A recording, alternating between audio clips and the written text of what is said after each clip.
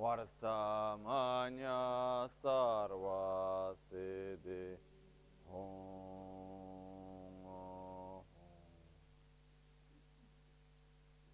Dagi Jetsun Lama Tuje Che Nyamda Dala Tuje Sikso So Yebe Shesan Dala Tendo So Oyun Sunge Nawa Sedo So Teche Ningne Sowa Debe Se Dechen Korlo Viso Lekshun Yela Sambe Dede Malupa Geme Lunge Drubra Jinge Lom Toni Sodan Didin Shapet Se Dunge Namke Yinso Lekshune Labchen Toni Yonso Sobadan Chera Nyedun Chanwara Jinge Lom Chancho Parge Ninsen Tukun To Nyu Peme Sudru Lekshun Chancho Drube Gegen Kunshishi Tungen De La Drubra Jinge Lo Dagi Lona Chola Chobadan Chami Samchurang Imba Shiwadam Chedan Timbe Dede Malupa Beme Lungi Drubra Jinge Lo Dorna Tingne Tsera Tamchedan Teche Pardo Nekav Tamcheto Reste Kyamne Lama Kele Me Tuche Chengi Dala Sikso Gongya Dreve Nyamda Dachala Chetson Lame Tuche Rabgone Kodan Sunge Nawa Drame Tu NgalSo Nyongwe Kesan Tobrasho Kewa Kundu Yanda Lama Dan Drame Che Sadan Lamge Yende Rabzo Dorje Change Koba Nyurtovish Pakyuke Kudan Dagilo Pakyuke Sundan Daginga Pakyuke Tudan Dagi Tenyerme Chiktu Jingi Makyuke Kudan Daginga Makyuke Tudan Dagi Tenyerme Chiktu Jingi Om Muni Muni Mahamuni Shakya Munye Swaha Om Muni Muni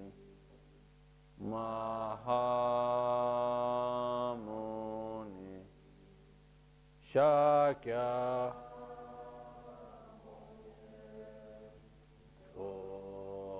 Swaha Om Muni Muni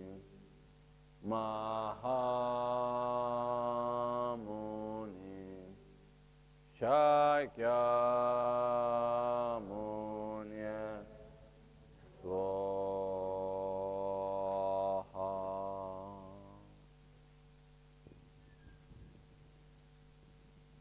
Sangye Chedan Soge Chanamla Chanchu Pardo Dani Kyapsu Chim Dagi Jinso Gibe Sonam Gin Trola Pinchre Sangye Druparash Sangye Chedan Soge Chanamla Chanchu Pardo Dani Kyapsu Chim Dagi Chishe Gibe Sonam Gin Trola Pinchre Sangye Druparash Sangye Chedan Soge Chanamla Chancho Pardo Dani Kyapsu Dagi Chishe Gibe Sonamgi Drola Pinchra Sangye Druparasha.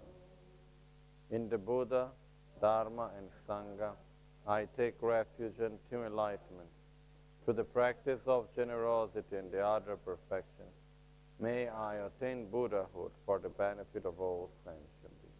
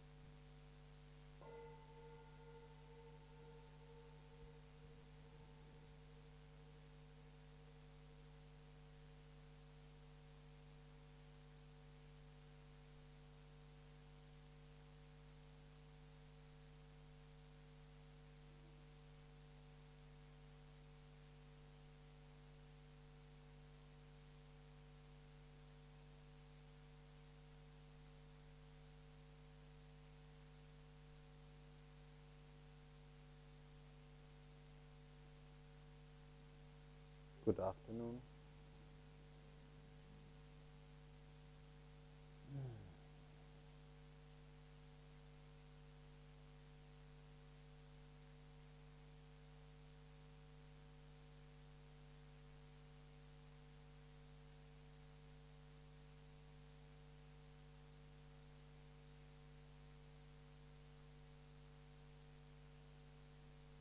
Before starting with any explanations about the practice of self-healing or doing the practice, actually there are two questions that we need to answer. And before answering the question, just to remember, actually it's more important to make questions than to give answers. So very often we don't have the question, so we never find the answer. This doesn't mean we don't keep the doubt, the lack of knowledge.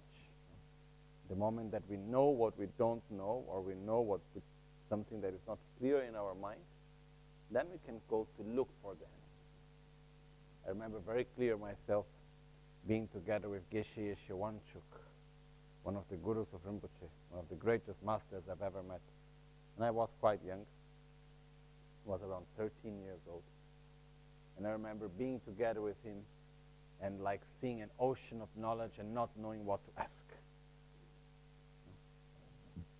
And then one day I said, oh, please teach me something, I don't know what to ask.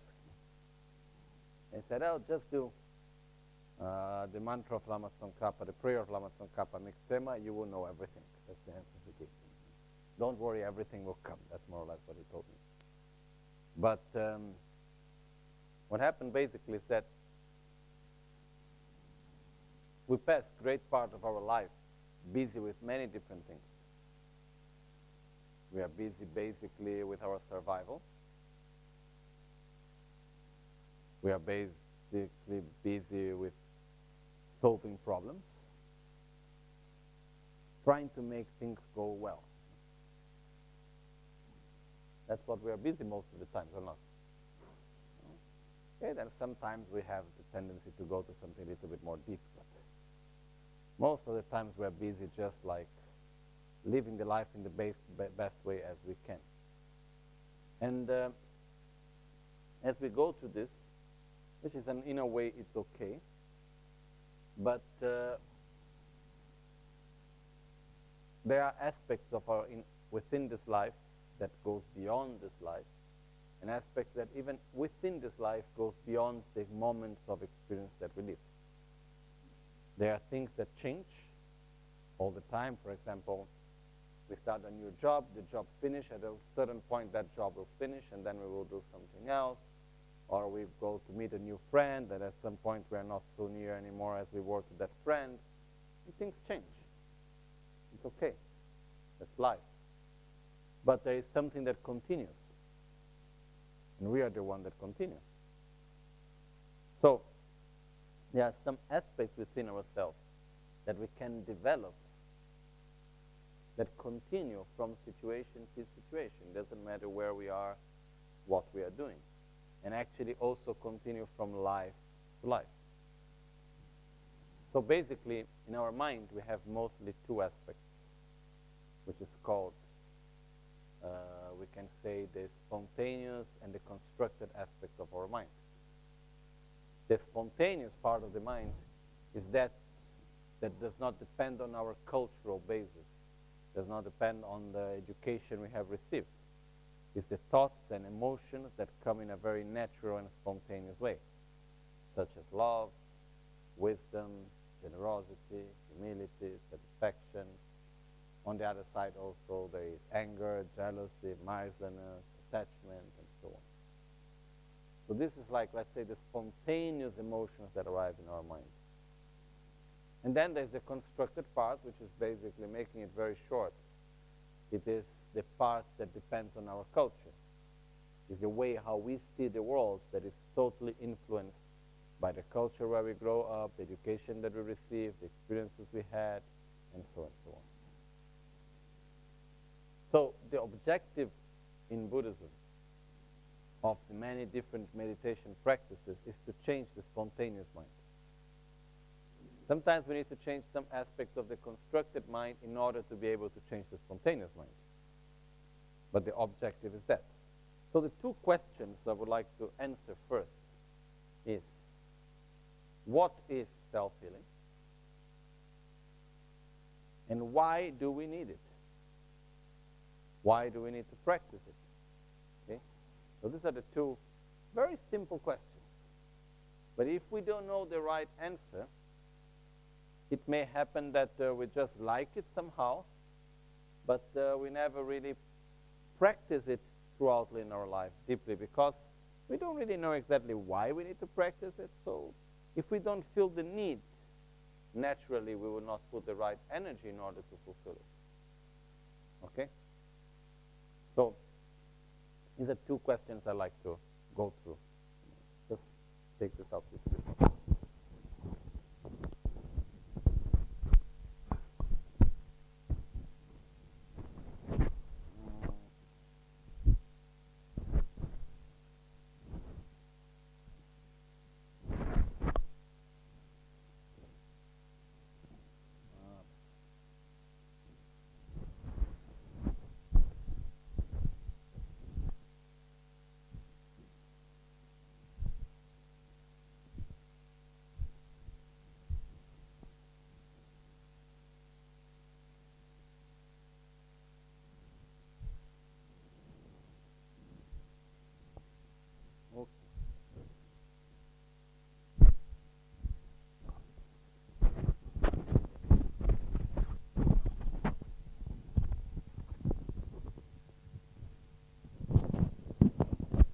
Okay, better. So first thing, what is self-healing?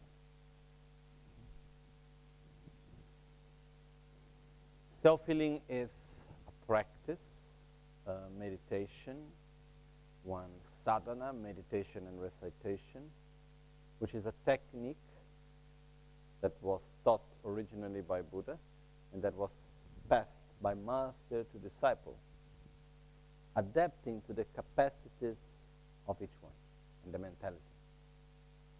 So, Buddha himself already taught in different ways. Why we have nowadays so many tantras and practices such as Guya Samaja, Heroka, Yamantaka, Kalachakra, and so on. They all have the same essence. They all bring to the same result. But in the moment that Buddha was teaching, depending on the disciples and the context, he would teach in a different way. That's why there were so many practices. If all the disciples were exactly, precisely the same, there will be only one method for everybody. But because we are slightly different, there are different methods. Okay? So the more different are the methods, the more different were the disciples, basically. This is what happened, no? And so, based on this, self-healing is a method that was taught by Buddha Shakyamuni, not with the name of self-healing in exactly the same way how we do now, but the essence is exactly coming from there. We can see it in the root tantra of Guya Samaja, for instance. Actually, much more than that. Every practice in the tantra that we may look, all the meditation practices within the Vajrayana path that Buddha taught, they all come down to the 5 Dhyani Buddhas. There's not one practice that is not condensed within the 5 Dhyani Buddhas. So if we look at the Yamantaka, are the 5 Dhyani Buddhas. If we look to Guya Samaja, the same. If we look to Vajrayogini, or if we look any of the practices, truly, if we look more deeply, it will always go finally to the 5 Dhyani Buddhas. Okay? And short time ago, I was in Nepal, and I was going around all the stupas. And you can see in Nepal, there's like very old temples. There may be around 1,000 years, a little bit more, depending on the temple. And everywhere you will go, it's always the 5 Dhyani Buddhas and the 5 mothers. One mother normally is hidden because in the center is the space element, but otherwise they're always there. It's always 5 Dhyani Buddhas. That's the basis. Okay? So, the practice of the 5 Dhyani Buddhas is something that was taught by Buddha Shakyamuni. So when we say that self-healing was taught by Buddha Shakyamuni, it doesn't mean that Buddha Shakyamuni was making Om Guru Buddha Siddhi Hum. This doesn't mean that. Okay? It means that the methods that is within, the path that is shown, was taught by Buddha Shakyamuni. Then it's the responsibility of every master to adapt the teachings to the mentality and the capacity of one's own disciples. Okay? So for a long time, the different meditation practices, they were kept in a way which was mostly visualization and very little recitation. Then what happened after that, and then slowly people lost the capacity to visualize. So in order not to lose what was visualized, not to lose the actual practice, the masters transformed what was visualized into recitation. You know, if we make one example, which is quite clear for me, it's like in the sadhana of Yamantaka, the practice of Yamantaka. There is one part which is transforming the inner offering. And the recitation that we do nowadays is Om Reshte Vikrita Anana Hompe Om Subhava Shuddha Sarvadharma Subhava Shuddha Han Tabanyidu Gyo Domengale Yamne Longra Me Alemigo Gibu Sungitendo Ale Jungi Tabakarbo Eina Du Shanga Du Zingata Dakitendo Om Ahon Rangitu Gehon Leva Setro Long Yue Me Parta Benangizana Shinko Igesum Leva Setro Bedorja Sungune Timotava Londe Shwe Honge Kadotino Gekyancha Ed Zitobrcha Ongi Mama Varshimpel War Gyur Oma Hon Oma Hon Oma. The actual recitation of this is only Om Reshte Virkitanana Hompe Om Sabhava Shuddha Sarvadharma Sabhava Shuddha Han Om Ahon Om Ahon Om Ahon. Finish. All the rest is what we are supposed to visualize. It's the actual description of what we are supposed to visualize. So what the masters did in time, it is that because people were losing the ability of visualization, they simply put into recitation what people need to visualize so that they don't lose it. Okay? So this is just one sign, one example of adaptation, of adapting the teachings. But before it was only Om Reshte Virkitanana Hompe Om Sabhava Shuddha Sarvadharma Sabhava Shuddha Om Ahom Om Ahom Om Ahom. Then after became this long thing, and so on. Does this mean that something new was made? The practice was made new? No. It was exactly the same practice. The only difference is that what before was only visualized, now was also recited in order to help the people to visualize. Because most people didn't know what to visualize. So basically we put it into words, and then this to help the minds to follow. Okay? So it has been in the tradition of Buddhism since the very beginning, since the time of Buddha, the adaptation of the teachings to the mentality and capacity of one's own disciples. This is what is actually the real tradition. But sometimes people say, oh, self-healing is a meditation practice, modern meditation practice, and then there is another sadhana which is a traditional practice. That's a mistake from my point of view. Because tradition is within adaptation. And if we really look more deep into what is traditional, in this case, what's the tradition inside Buddhism, self-healing is following it perfectly. Also, if tradition was to do things exactly as they were done before, then why the Tibetans were doing the sadhanas in Tibetan? They should continue to do it in Sanskrit, no? But no, they adapted to the mentality of their own people, of their own times. That's what the great masters in Tibet did.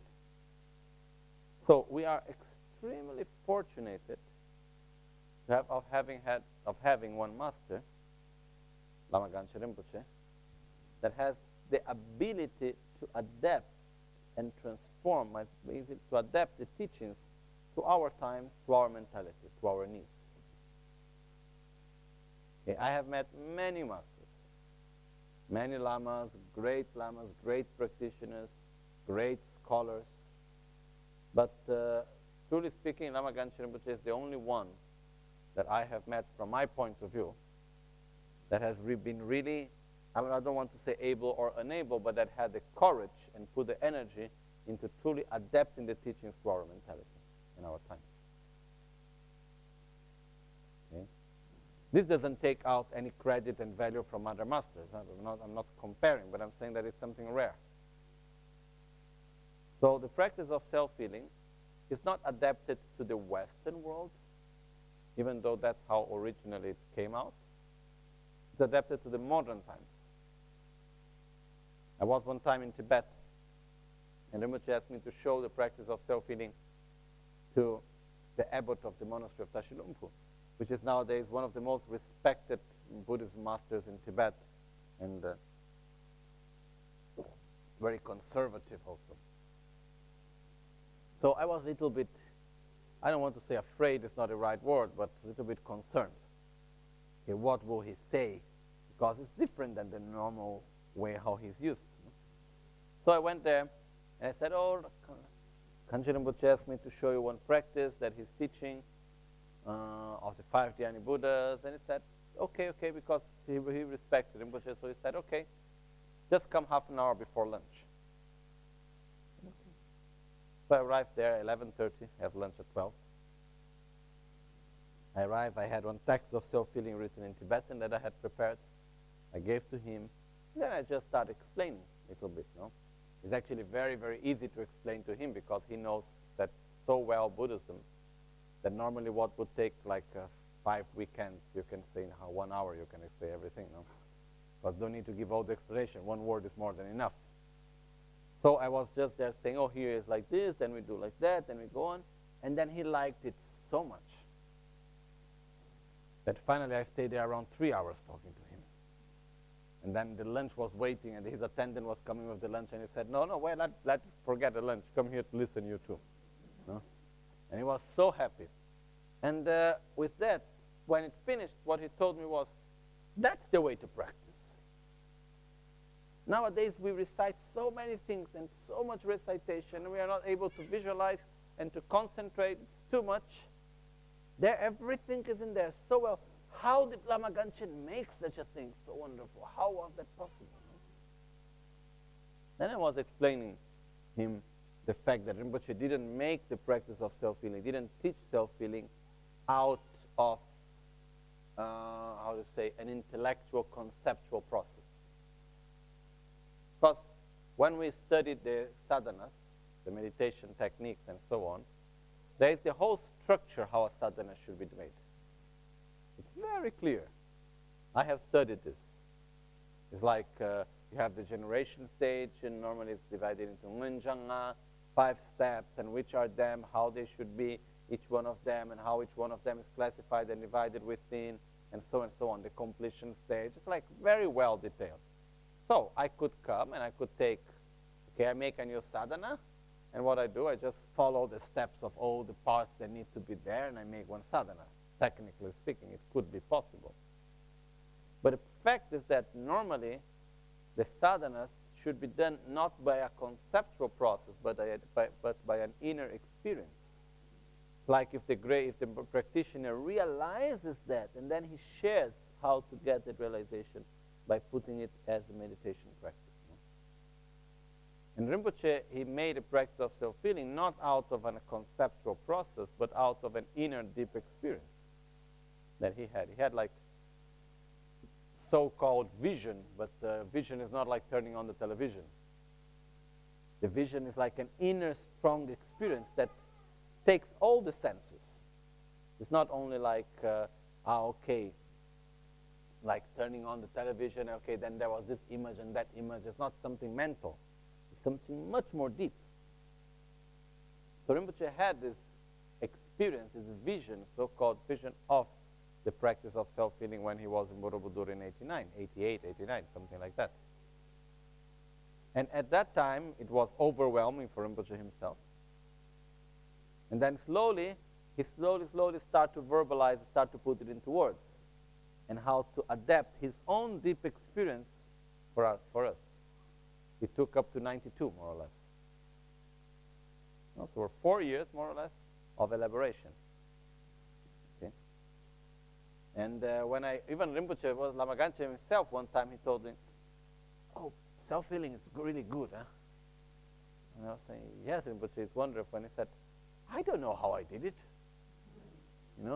if I would need to remake it again, I don't know how to do it, It's like something coming from a much deeper experience. It's not coming from like a process of knowledge or something like that, And that's the most rare thing.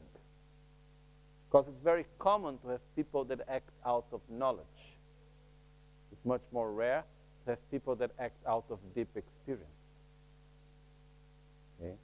And the practice of self-healing, for our fortune, was not done out of knowledge, even though it's perfectly coherent with knowledge. It was done out of deep experience. And sometimes I feel this with Rinpoche, that I am somehow much more intellectual and mental in some ways. And then Rinpoche said, yes, I make the sutra, now you give the commentary. And like, the essence is there, now need to give the commentary, put all the parts together, explain how it is.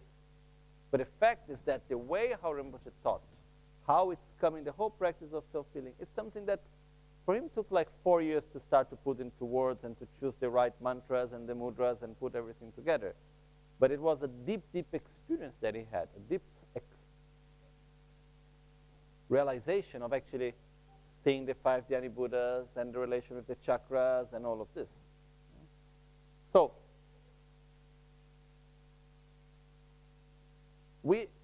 many of us, we see the practice of self-healing as something very simple and very easy. I even saw sometimes people having an attitude in which they say, okay, yes, I do self-healing, but I do some serious practice also, like Yamantaka or Heruka or something like this, no? It is more serious because it's more difficult. People don't use these words, but that's more or less like, no? The attitude, like, okay, you do the easy stuff, I do the complicated part, no? I do the self-initiation. Okay? Take the self-initiation of Yamantaka, or of Vajrayogini, or of Guya Samaja. Then you put it together with self-healing, and you tell me what's the difference. I couldn't find it. On the true level of the practice, not on the form. So if we really ask what is self-healing on all different types of sadhanas, self-healing is a practice from the Anuttara Yoga Tantra, which is the highest level. There are 4 levels of Tantra: Kriya Tantra, Charya Tantra, Yoga Tantra, and Anuttara Yoga Tantra, are different levels of practices within the Vajrayana Buddhism. The practice from Anuttara Yoga Tantra, and within that, it is a self-initiation practice. Okay. So it has the complete process of a self-initiation practice of healing. That's one of the points when Rinpoche originally taught self-healing that some people felt a little bit uncomfortable, especially some geshes, was that because Rinpoche, what he did when he finally put everything into words and put together the practice of self-healing, he called all the different geshes and lamas that were teaching in the West from his own tradition, from the Gelugpa tradition. He called all of them and he showed self-healing to share with them. And say, please give me your commentaries, your criticism, your advices, So there were different aspects. Some of them were a little bit shocked in the beginning. Not by the content, but by the form, They were not used. They were used to say, like to go, and then suddenly you have like many Western people singing, Oma Guru. Then it's like it didn't fit right away into the mind, And then there were some great masters like Geshe Tendar. Geshe Tendar was one of the most well-known masters in India regarding Vajrayana Tantra. And he was very straightforward, very direct, and extremely respected in India for this knowledge of Vajrayana. After that, he became very much respected after there was a big gathering in the south of India, in the monastery of Gyume, where there was like a sort of a conference on Tantra. And then there were like, I think, some 20-something questions, very difficult questions. And different people would come and give what were their answers about it. And the only person which was said that was able to give a complete set of answers that everybody said, oh, yeah, that's right, was Geshe Tendar. The Dalai Lama was present, all the great geshes and lamas of India, they were all present there. So until that moment, he was an unknown geshe from Kham region, disciple of Son Rinpoche and Zemi Rinpoche, living in Ganden. After that, he became very well known. But Rinpoche knew him much before because they were disciples of the same master. So Zemi Rinpoche came to, not Zemi Rinpoche, Geshe Tendar, he came to Italy and stayed there a few months with Rinpoche. So Rinpoche was showing him the practice of self-healing a few times and asking him to give his commentaries about it. So one day, Rinpoche was going to the Gompa, passing through where in Via Marco Polo in Milan.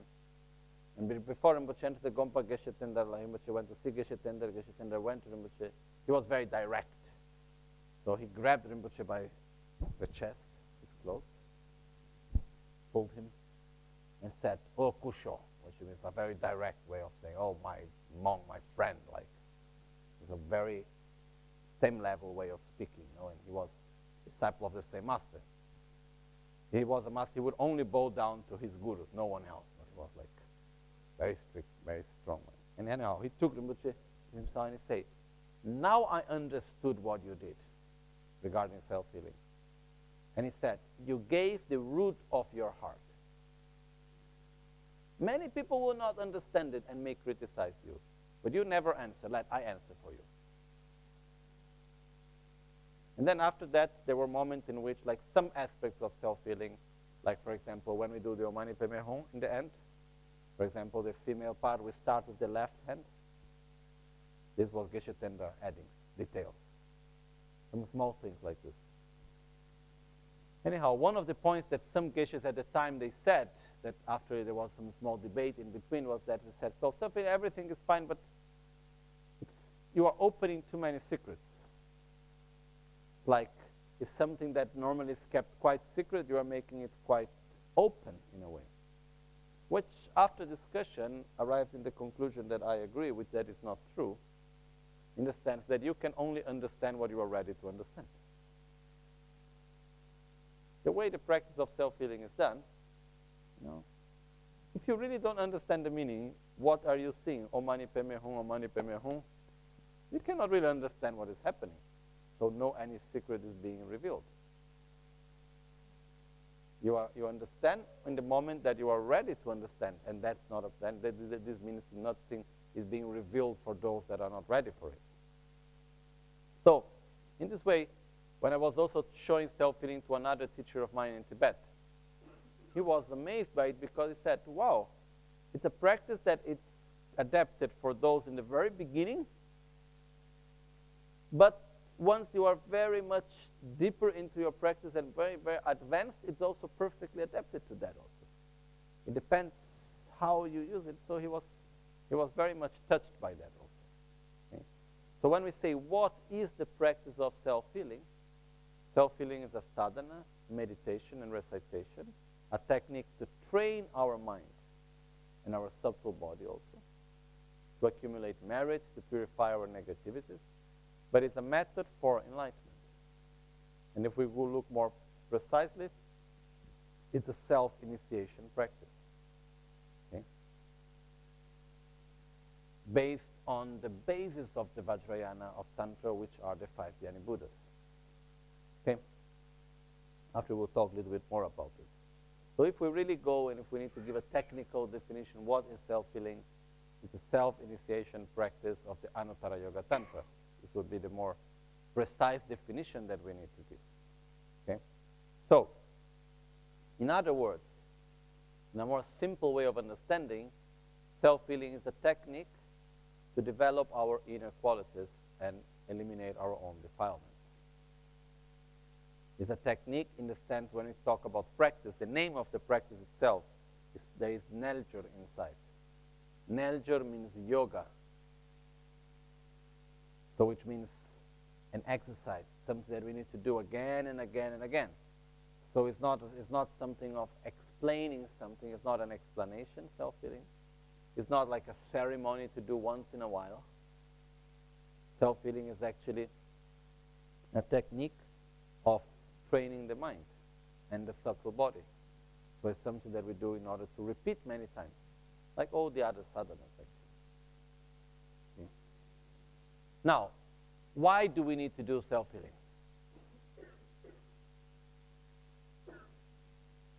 But before that, still, one more point I forgot.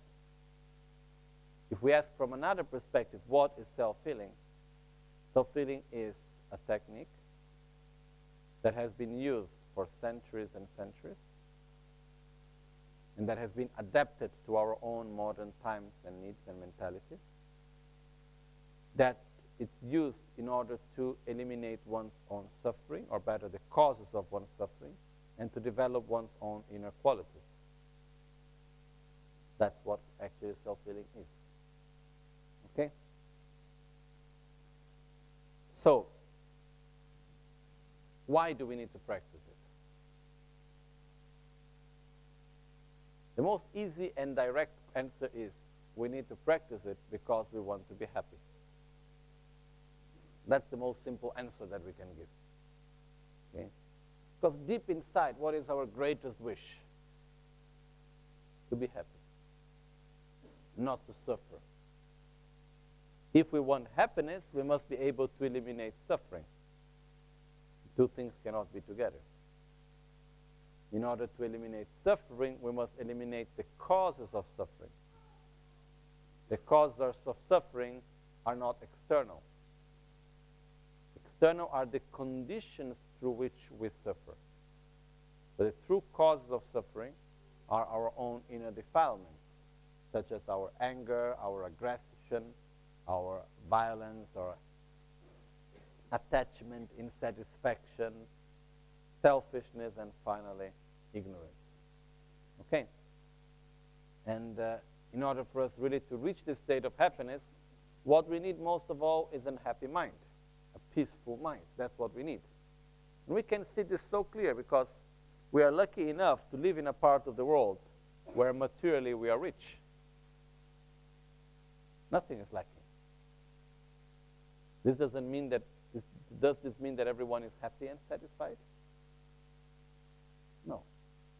So when we have materially more than what we actually need, and still we are insatisfied, still we suffer and so on, what does that mean? That only to develop externally materially is not enough at all. We must develop our inner qualities, that actually the state of happiness is coming from an inner state.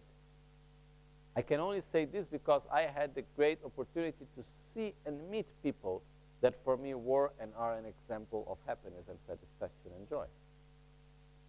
And all these people that I met, they never reached that state because of a specific external condition that they met. But it was because of their own inner state.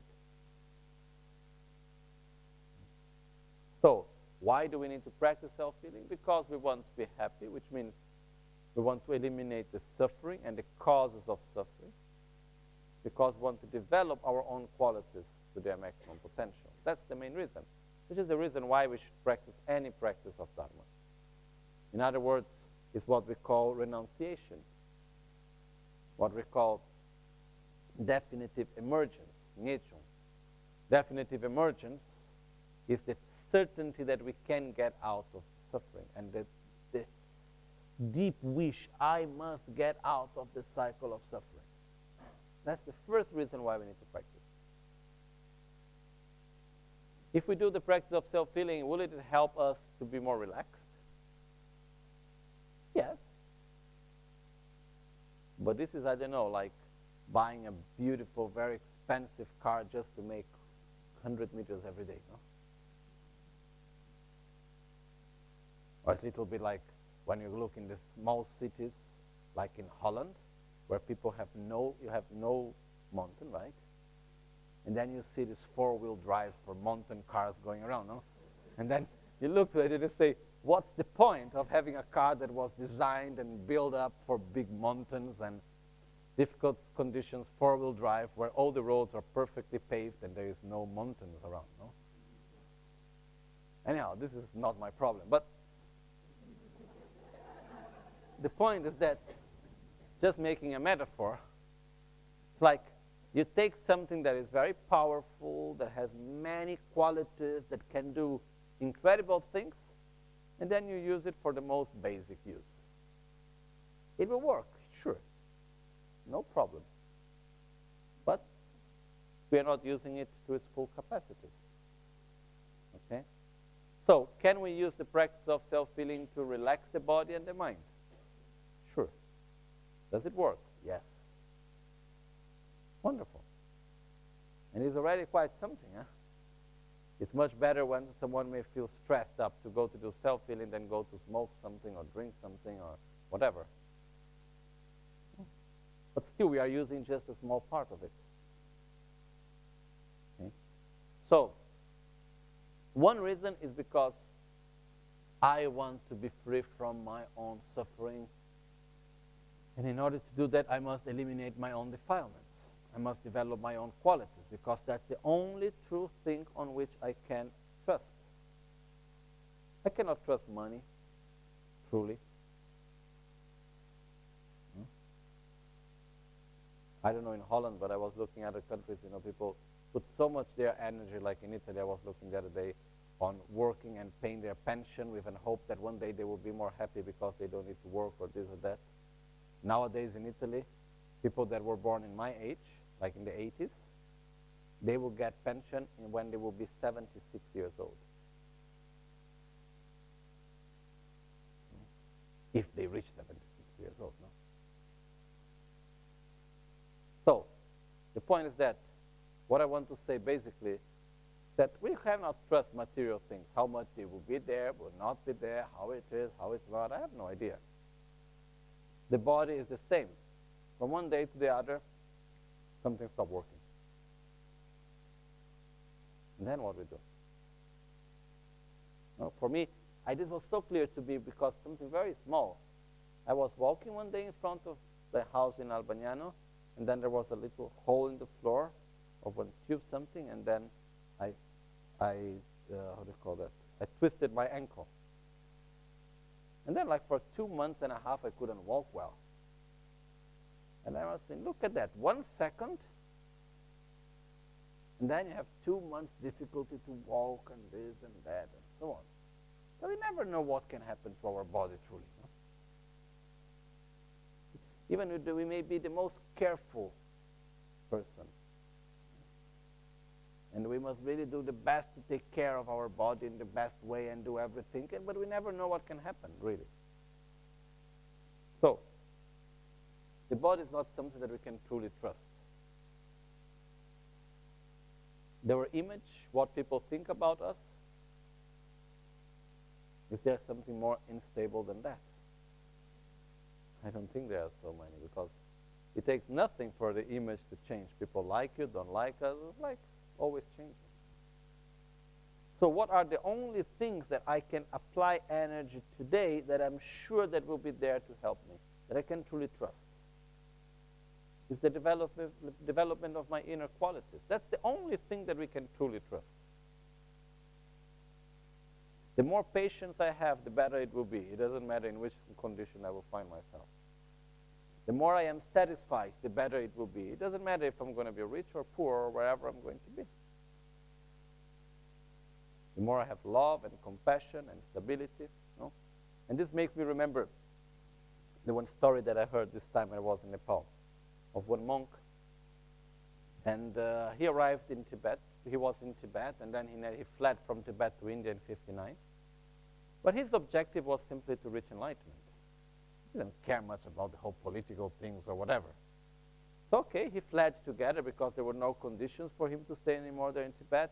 He went to the north of India. He stayed with his gurus there sometime. Then he went on retreat, alone in some cave somewhere, in the middle of the forest somewhere. Then one day he was walking around that area. It was in the border. He chose, without knowing, to go on retreat. He found a place which was in the border between Pakistan and India. So one day what happened is that he was from Kam region. One day he was walking around, and because he was already doing retreat for some time, he did not cut his hair. This is one tradition when doing long retreats, not to cut the hair. So he had a long hair. Surely he was not very clean and nice. So what happened is that the Secret Service of India saw him and thought he was one spy from Pakistan. So they took him in, started making questions. He only spoke Tibetan from the Kham region, very strict dialect, and not one word of English or Hindi or any other language. So basically they thought he's a spy and they put him in jail. And he was happy because he said, oh, finally they give me food. I can do my practice. And he was there, and then after something like maybe 4 years, they sent him out of jail, and then he would go back again because he didn't finish the retreat. So what happened is that they would open the door and push him out, and then he would like run back again inside. And he didn't want to go out anyway because he did not finish the retreat. And after 2 years, then he went out. He said, okay, now I finished the retreat, I can go. You know? And then they opened the door, he said, okay, now you go. And then when he arrived in the monastery, which was not anymore in the place where it was before, people were shocked because they even did the pujas for the 49 days. Everybody thought he died. Nobody knew he was alive. He had disciples and everything. Everybody thought he was dead. No? But my point is the following. Once the mind is well directed and has a very higher goal, all the other things don't matter so much. Okay, somebody put me into a room in jail. Okay, you catch me, you catch me. You cannot catch my mind. You cannot take me away from my path. Even better, you put me in a little room, give me food, thank you. No? So he was like, this is an example of someone that who told me this story, told me the name and everything, but I'm very bad memory of names and dates, so I don't remember the name of this monk. Later he was very well respected in many places. And a great practitioner. But the point is that when the mind is really following the right direction, and the mind is stable, the other conditions don't matter so much. There was one friend of Rinpoche also, was similar situation. He was a Kargyu practitioner. And he was going all the time from Varanasi to Bodh Gaya in India. And then what was happening was that he was just thinking on his practice, and he was all the mind connected with the practices and meditation and this and that. He could not even understand the logics of buying a ticket for the train and all these things. It was not in his mind as mundane things. So he would take the train to go to Bodh Gaya. And then they would come to ask for the ticket. He had no ticket, but he didn't speak the language, so he did not understand when the guys asked him. And then they asked for documents, and he did not have the documents for travel, which as a refugee, he needed documents, permits to go from one place to the other. He had nothing. So they would put him in jail. And then after some time, Rinpoche was always helping him to get out of jail. So Rinpoche would go there, take him out of jail, and Rinpoche asked, what happened? He said, nothing. They took me, they put me here, they give me food, I do my practice. He was happy, no problem. Then Rinpoche take him out, okay, thank you. Finish, you know. And then after a few months, there it happens again, and then Rinpoche tried to explain to him about the ticket, and so he was not caring. You know. His mind was somewhere else. And then one time Rinpoche met, and he had one finger less. A little finger of the left hand, I think. What happened? He offered it as a candle. He put around all the cotton, and then put all the kerosene, whatever, to boil oil. And then in meditation, make it burn and offer as a candle. Better to buy candles, but still. It's a sign of pure concentration. Now, I don't know really what's the meaning of this type of practice, but it's a sign of once the mind is fully aware and with perfect concentration and so on, external conditions don't matter so much. And finally, this monk, I think he went to he met one lady from Norway, and then they got married, and he went to live in Norway, I think. And then there was a small Dharma center, like a center. He was not teaching anything. People would just come, and he would play flute. And that's all, nothing more. You know? And do his own practice. So he was just living there, doing his practice, playing flute for the people that felt something special because he was a true practitioner. And then that's how it went. What I want to say is like that we can go on and on saying many examples. when the mind is connected in the right direction, the external conditions don't matter much. My teacher, Ngalakpala, and many other monks, when they were in Baksa, in the north of India, they had no food. They were in the worst physical conditions. They had no place to sleep. They just slept anywhere. Most of 80% of them had tuberculosis. But they were extremely happy, most of them. Why? Because the only two things they had in their mind was Dharma and some questions about what was happening in Tibet. That's all. And they were together with their gurus. Song Rinpoche was there. Trijang Rinpoche was coming very often there. Great masters such as the past life of Paponka Rinpoche, not the great Paponka. In between there was another incarnation that died young. It was a great master was there. And they were saying it was such a nice time because we passed all our time just busy with the Dharma. We had no time to think about, oh, I have no food, or the house where I am is not good, or anything like that. They just had all their time busy about philosophy and understanding better one's own mind and eliminating one's own defilements and practicing meditation. That's what they were busy about all the time. In fact, it was one of the best moments of their life. What I want to say is that when the mind is truly stable, the external conditions don't matter so much. And we can see this also because when the mind is not stable, even though the external conditions are perfect, is it enough? Not at all. How many people we know, not considering our own selves, that have perfect external conditions, but still the mind is unhappy, unsatisfied, suffering and sadness and fear and anxiety and so on? Many, no? Interesting enough, this maybe, I don't know, maybe someone have a answer for that. Very difficultly we see people killing themselves because they don't have external conditions. It's almost never happening. Most of the times people kill them when the people that commit suicide, they are quite well externally. So suicide is one of the strongest acts out of suffering, of not coping anymore with suffering. And when it happens, when it's only mental suffering, not external conditions. So this we can see how it's actually quite a strong state of suffering also. Okay? What I want to say is that to create the right inner state of joy, of satisfaction, of peace, of wisdom, of love, of opening our heart and so on, is extremely important for the basic objective of being happy. But this doesn't come out of nothing. Even if we look, these great masters and practitioners, like this monk that they put him in jail and he was happy to be in jail. The fact that he was happy there, doesn't this mean that his life was easy? Not at all. He put a great deal of effort in his own practice, on having constancy, on meditating every day, on making his path, of having his doubts and not falling back, and maintaining his own practice. Sure. All the great masters that we look Lama Tsongkhapa, which is our great example. How much effort was there in his own practice? So much. And like this we can go to every great master that was there.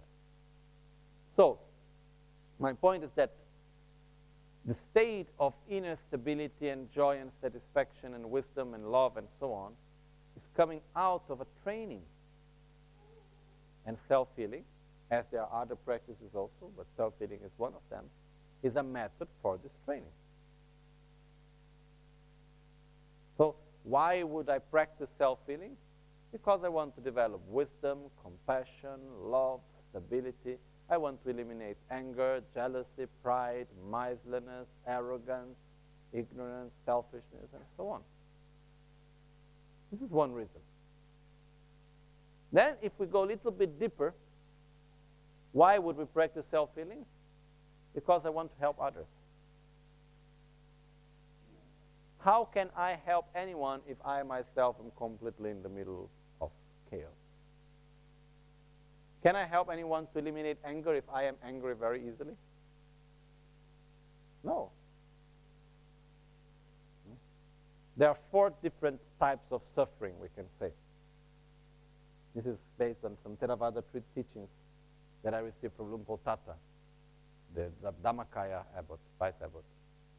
And he was saying we have 5 different conditions for suffering, causes of suffering. Sorry, 4 different causes of suffering, which are physical suffering, physical causes of suffering, material causes for suffering. Then there was social causes of suffering and mental causes of suffering. Okay? Physical causes for suffering is what? Sickness, hunger, thirst, heat, cold, pain in general speaking. And we already do quite a lot in order to avoid this type of suffering. We do everything we can. And also, when we need to help someone, if we see someone with hunger, quite simple, give him food. Not so difficult, truly speaking. So it's quite easy to help people to get out of the suffering of the body. Then we look at the material suffering, suffering that is coming because of the lack of material things. Not having a place to live, not having enough food to eat, not having the possibility to protect oneself from the cold or the heat, or not being able to take care of one's own health, and so on. How difficult it is to help people materially? Quite easy. What do? Share your money. Work very hard, make a lot of money, and give to people. No? There was one man which for me was really an example of this type of compassion. For me, like the way he acted, for me was like really like Bodhisattva way. I read in the news like some 15 years ago maybe. And he didn't want to be named, so they were not allowed to put his name in. But he was the one that founded an international duty-free company. So he was selling duty-frees on all shops in all the airports in many, many countries. And he made this company in secrecy. Nobody on his family and friends knew that he made this company. And he invested a lot in this company, and he was just having another job at the same time and living a very normal, simple life. $5 watch, traveling in normal economic class, having a nice, normal life. Normal, simple life. And then one day he sold this company for $12 billion. And he opened at the same time one foundation where he made a program that in 9 years all the money must be finished. And he didn't keep $1 million or $100,000. He didn't keep anything for himself or his children. And he continued to live his own life. Because he said, I opened in this company to help these people for Africa. I opened this company to help for that objective. And so now I sell the company for that objective. And I always kept it for that. And I never told anyone because he didn't want to take for people to try to divert his motivation.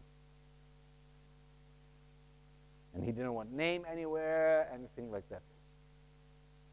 So if you look, that's really like really working for the welfare of others. No? So you help people that suffer from material things, physical suffering and material suffering, basically. This is wonderful. But which are the 2 more easy ways of helping? Well, how do you help materially? Make money and give money. Give house, give food, give tools for people to be better materially. That's wonderful. But then there is the 3rd type of suffering, which is the social suffering, which is the suffering that comes from not being able to relate correctly to other people. No? How much suffering do we see around because the father doesn't go along with the son, or the son and the daughter, and the mother and the daughter, or the son and between the husband and wife, and whatever, brothers and sisters and friends, and in the work and so on. Not getting well along between people. How much suffering is generated from that? Quite a lot also. So is it possible to help someone in the social level, like let's say there is a mother and a daughter that don't speak to each other anymore and they're very bad relation, is it possible to help? Yes. What is more easy, to help materially or to help socially? Materially is much more easy, right? But we can go there to help socially. We can go there, talk to one, talk to the other. I remember there was one case of a father and a son that did not get along well. The father even tried suicide. Then my mother was helping him, and finally she was able to make the two talk again together and understand each other and so on. So it is possible to help it that way. But it's quite difficult, right? Okay? But it's possible still. Then we have the fourth type of suffering, which is mental suffering. Suffering that is being caused by jealousy, by envy, by anger, by attachment, by selfishness, by anxiety, by fear, and so on. How difficult it is to help people to be out free from that suffering? Much more difficult. No? Helping socially becomes nothing. That easy. True or not? Have it ever happened of you having a friend or a family member that you truly want to help, but this person is blocked in his own or her own inner process of insatisfaction or fear or whatever, and we don't find a key from where to enter to help. Okay? It's so difficult to help them. And that's the deepest form of suffering. Okay? So when we talk about acting with compassion, the first level is you help physically.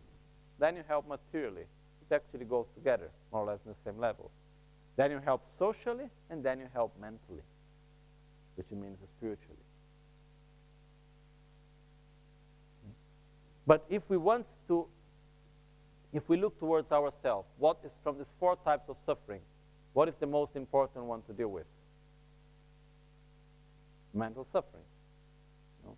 We can live in the most beautiful conditions, but if our mind is not okay, we can be in hell. And this is not a metaphor. Okay? Like it's really possible to experience so much suffering because of fear, because of our own mind being unstable. So once we see for ourselves that from all the forms of suffering, the most important is the mental one to eliminate, when we look to other people, which type of suffering we want to help them to get out? The mental, inner suffering. How difficult it is to help other people on this level? Extremely difficult. So here comes the need. I must develop my qualities, otherwise how can I help others? The only way how I can truly help others on a deeper level, not on a superficial level of materially or helping physically, which both is wonderful, and if you can help anyone materially and physically, please do. But it is still superficial related to the deeper levels of our defilements and the mental suffering. But when we want to help so much, we will see how incapable we are, how impotential we are. We have no ability. So based on that,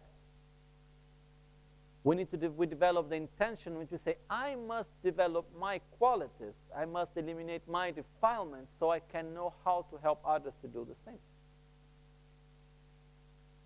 How can I help someone to develop true love if I myself am very selfish? How can I help someone to truly understand reality in a clear way and be coherent with reality if I am totally incoherent? How can I help others to be peaceful if I am very often in the middle of inner conflict? It's not possible. So I must develop my qualities, I must eliminate my defilements in order to help others to do the same. In other words, may I reach enlightenment for the benefit of all sentient beings. And that's why we do self-healing.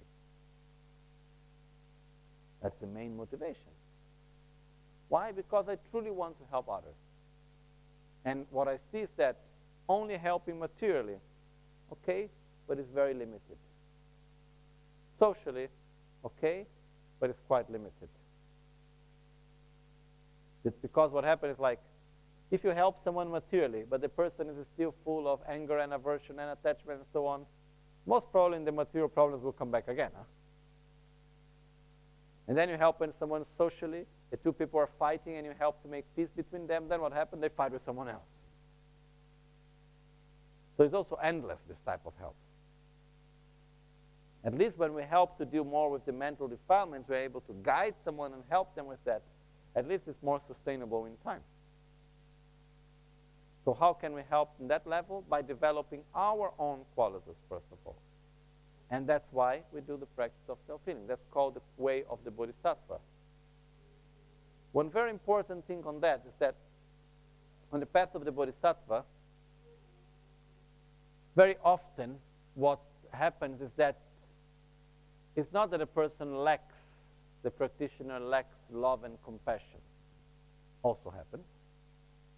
But what can be very often, what blocks this strength of bodhicitta is the lack of confidence and faith in oneself.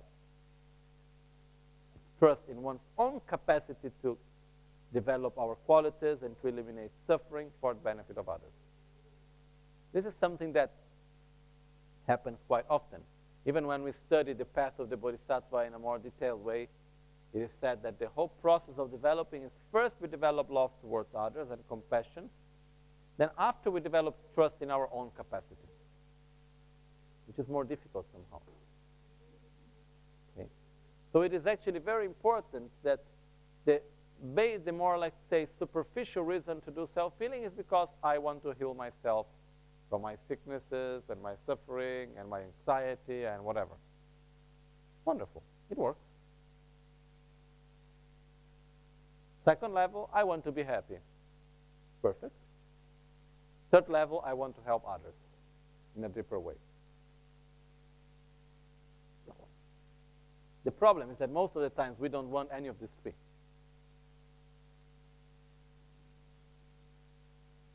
True. Most of the times we are concerned with the very little superficial things of mundane life, of daily life.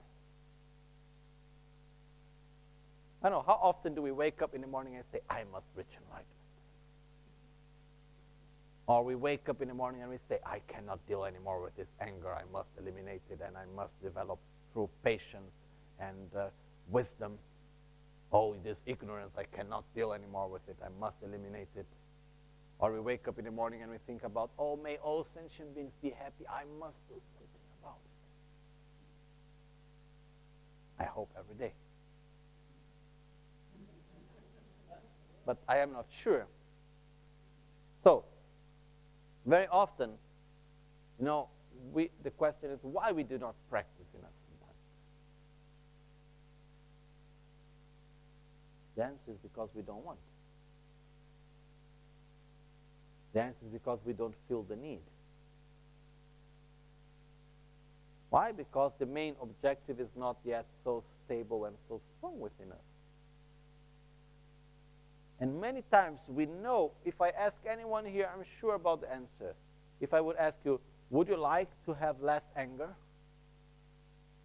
And to be more patient? And to have a deeper state of satisfaction and joy? And to be stable like a deep and strong tree with deep roots? That external conditions don't take you out of your moment of stability, emotional stability? Would you like to experience reality in a coherent way? Everybody says yes. Now, how much energy do we apply in our daily life to do that? Not so much very often. And the reason is not because we don't want these things, but very often it's because we do not believe that we can get them. We have an identity of ourselves that is mostly connected with this selfish, attached, nervous, fearful, anxious person. Whatever, I'm just putting words inside, okay? But we have our own way of seeing we see ourselves in a very ordinary way. We have our identity related to this ordinary form of seeing ourselves. And say, that's what I am. Okay, I can try to be a little bit better, but I'm not sure really it's going to happen. So we lack the trust that we can say, I can really do it. That's one of the most important things that we need to have. No? I always remember for me this example of, I was one time listening to the life history of Joseph Pilates. Joseph Pilates is the man that created this form of exercise nowadays well known in the West, called Pilates, no? And when he was born, he had, how do you say in English, rachitism?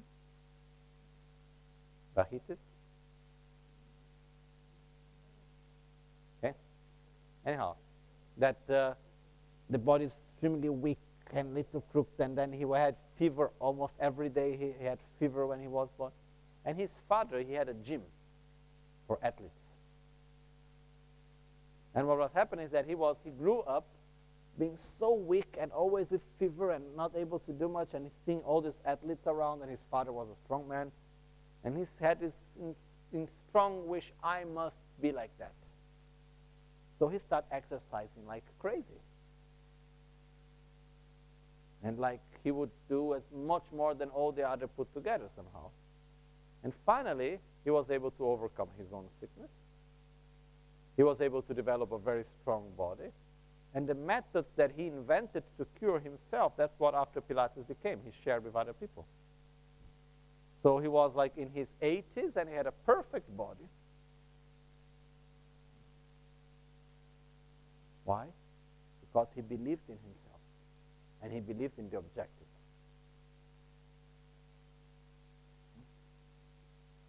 Otherwise, most of the people around him would not believe that he was able to do that. Would just look at him and say, no, come on, don't do all this exercise. You are not able. Look at your body. Look at your condition.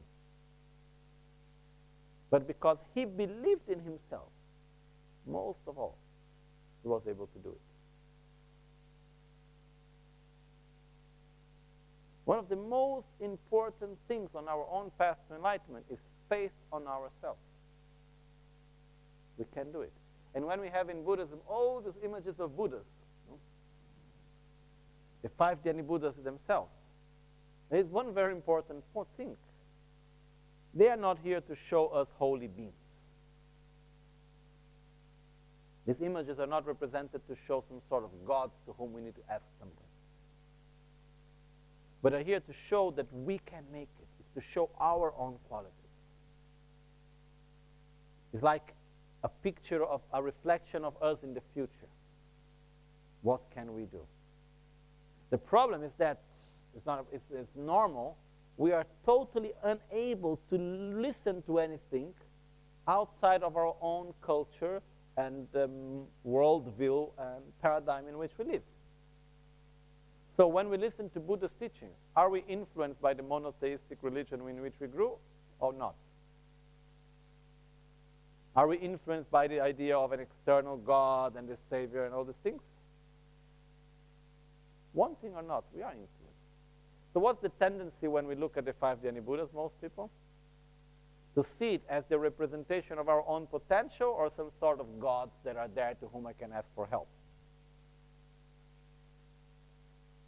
Oh, and there is Yamantaka, and there is Yasamasa, and there is this and that. So what happened, we may develop great faith in all of the Buddhas, but we still lack faith in ourselves. And it's like having one wing, but having the other wing missing. We cannot fly if we do not have faith in ourselves. And when we have like 5 Dhyani Buddhas, for instance, self-healing, it's not representing some sort of external gods. Why there are 5? Because we have 5 aggregates that are by its nature pure. We have body and mind. If we put together, we would make 2 groups. Vajrayana, one side, then we have Amitabha, Akshobhya, Radha, Sambhava, and Amoghasiddhi on the other. Vajrayana represents the body, and the other group represents the mind.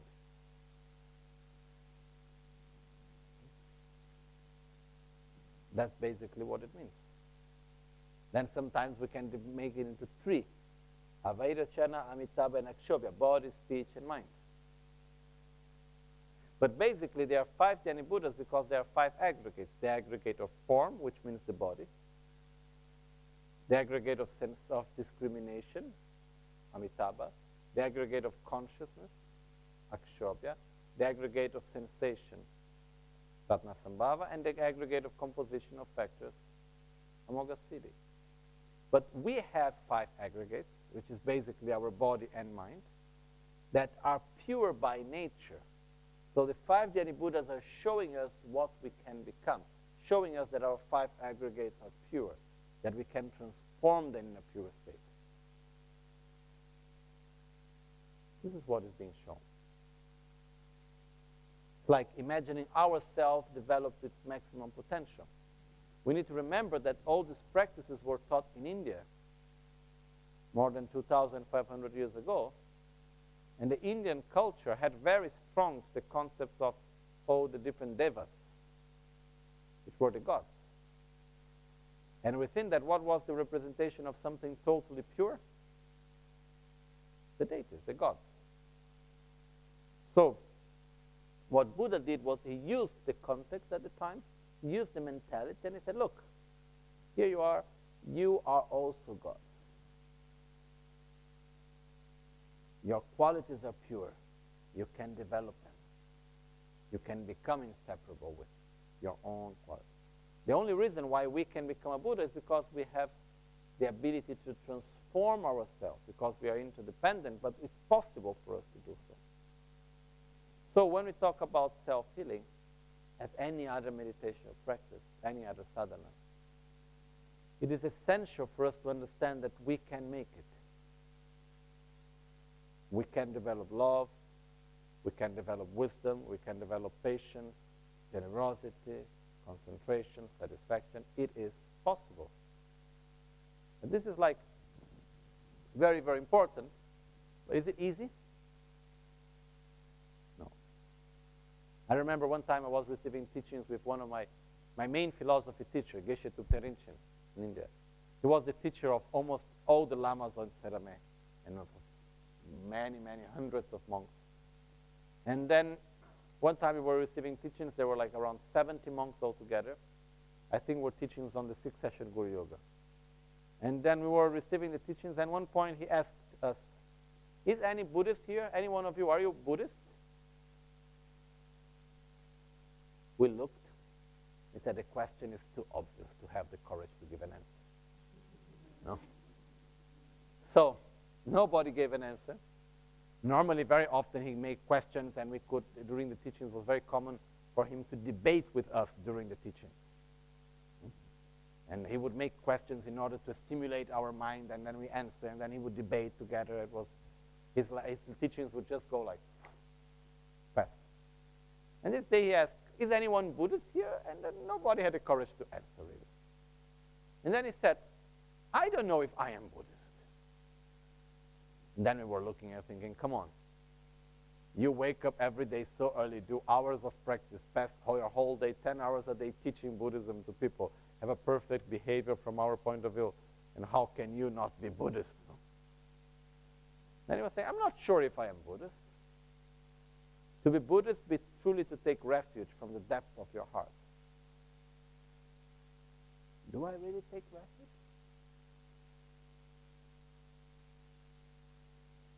Say sometimes maybe yes, sometimes maybe no. Do I really entrust myself in the Buddha, Dharma, and Sangha and in the hand of the Guru? But that's not so easy.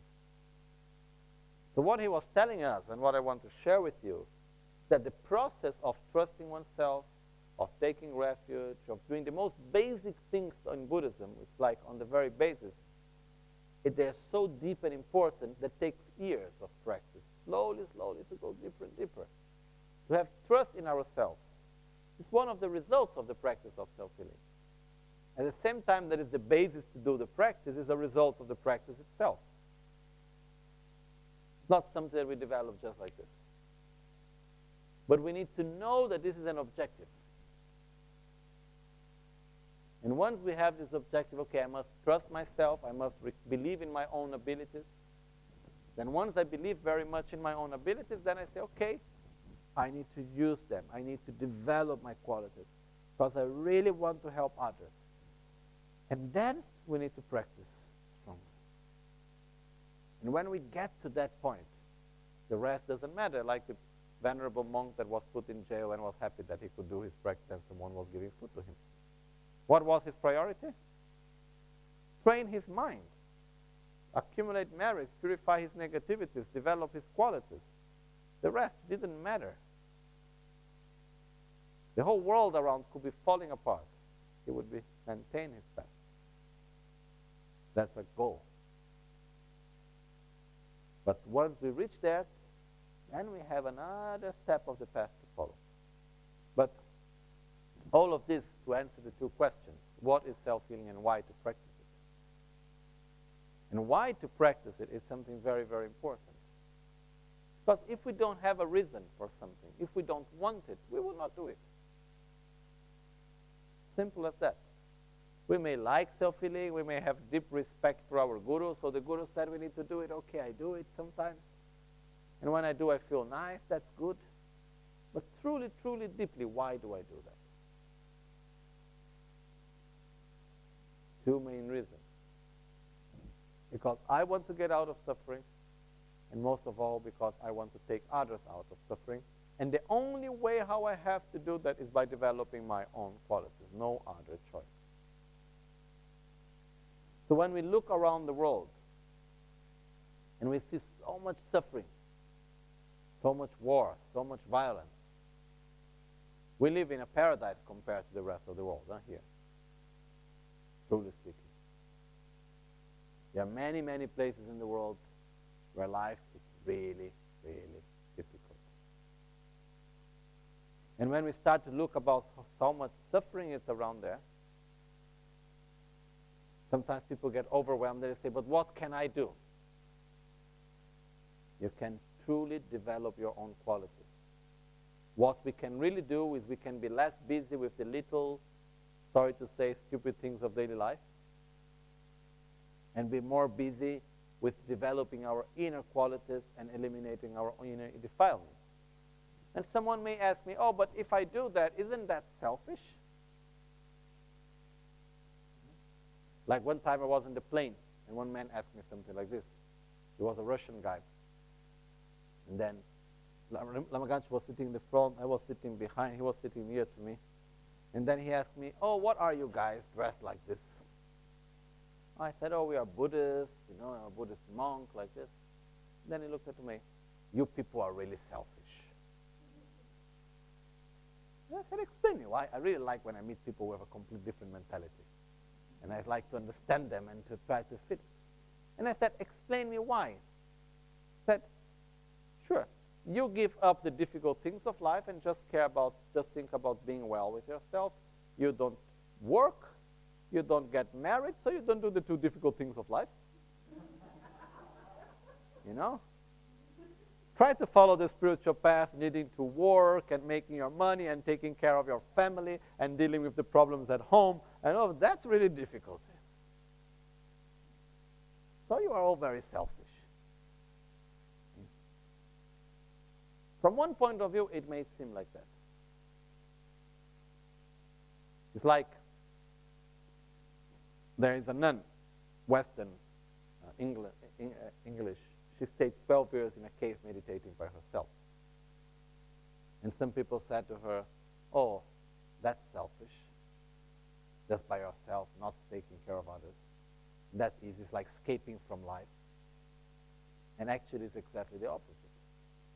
First of all, we escape from life being busy with things that don't matter. We escape from ourselves, making ourselves busy with things that actually don't really matter. Okay, is this clear? Second, we are selfish, making ourselves busy with little things, trying to fulfill our small and big desires. But the best way really to help others is first of all to take our own responsibilities of dealing with our own defilements. becoming a stronger, more stable, loving, kind person. If we look in history, who were the people that were really able to influence and help many people? Deep internally, not externally. People that made their own process. That's one name, Mahatma Gandhi, that we all know. The process that Gandhi did was not external, was internal. And he could influence people by his way of being. If we take all the other great masters, if we take my own guru, Lama Gangchen Rinpoche, or all the other great masters that are here and have come to this world, normally, why they were able to change and touch the heart of so many people? Because of their own inner great qualities, nothing else. Like Rinpoche. Rinpoche say, I am cuckoo number one. He say, I don't know how to read in English. I'm here in these countries. I don't know how things work. I don't know the language. I don't know the system. If you leave me alone, I don't know how to do anything. That's not exactly true, but that's what he says. And then, but why are we so much attracted? Why so many people receive so much benefit and we are the first of receiving this benefit? Because of the inner qualities. Take another example of our Western world, Mother Teresa. She could help many people, no? I'm not talking about the material and physical help only. I'm talking about the spiritual help. So many people. She was poor. She had nothing originally, but she had trust in herself, great love in her heart, faith, dedication, and she could make a difference. So when a person is able to develop his inner qualities really deeply, strongly, then this person is able to help the world like no one else can. So when we look to all so much suffering that is around, the motivation is, may I become a Buddha? May I develop my qualities fully because I want to help others. There is no other really way to do that. And that's the reason why we do self-healing. Okay. I think it's quite clear, no? So,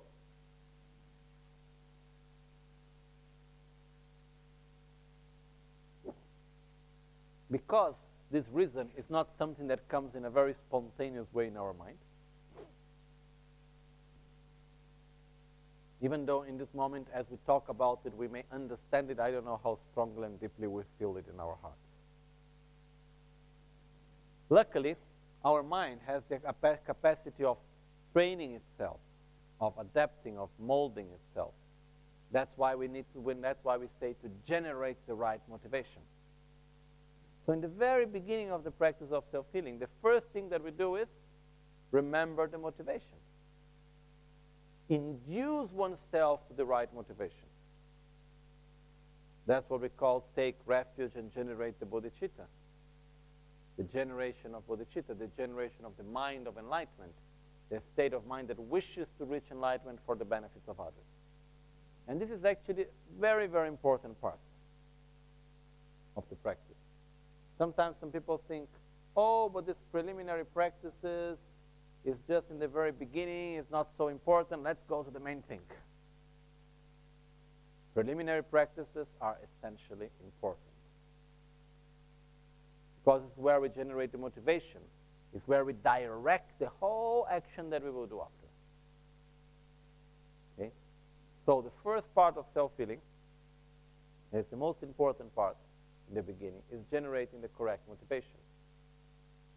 And this is something that normally we do with two prayers. We do Namo Guru Bhye, Namo Buddhaya, Namo Dharmaya, Namo Sanghaya, and then in the third time, Namo Triratnaya. And we do the prayer Sangye Chodan Soge Chonamla, Chanchu Bardo Dani Kapsuchi, Dagi Chin, so give us Sanam, get roll up and Sangye to Barsho. Then after we do the 7 limitless prayers, which is the 4 limitless plus the 3 prayers specifically for our times.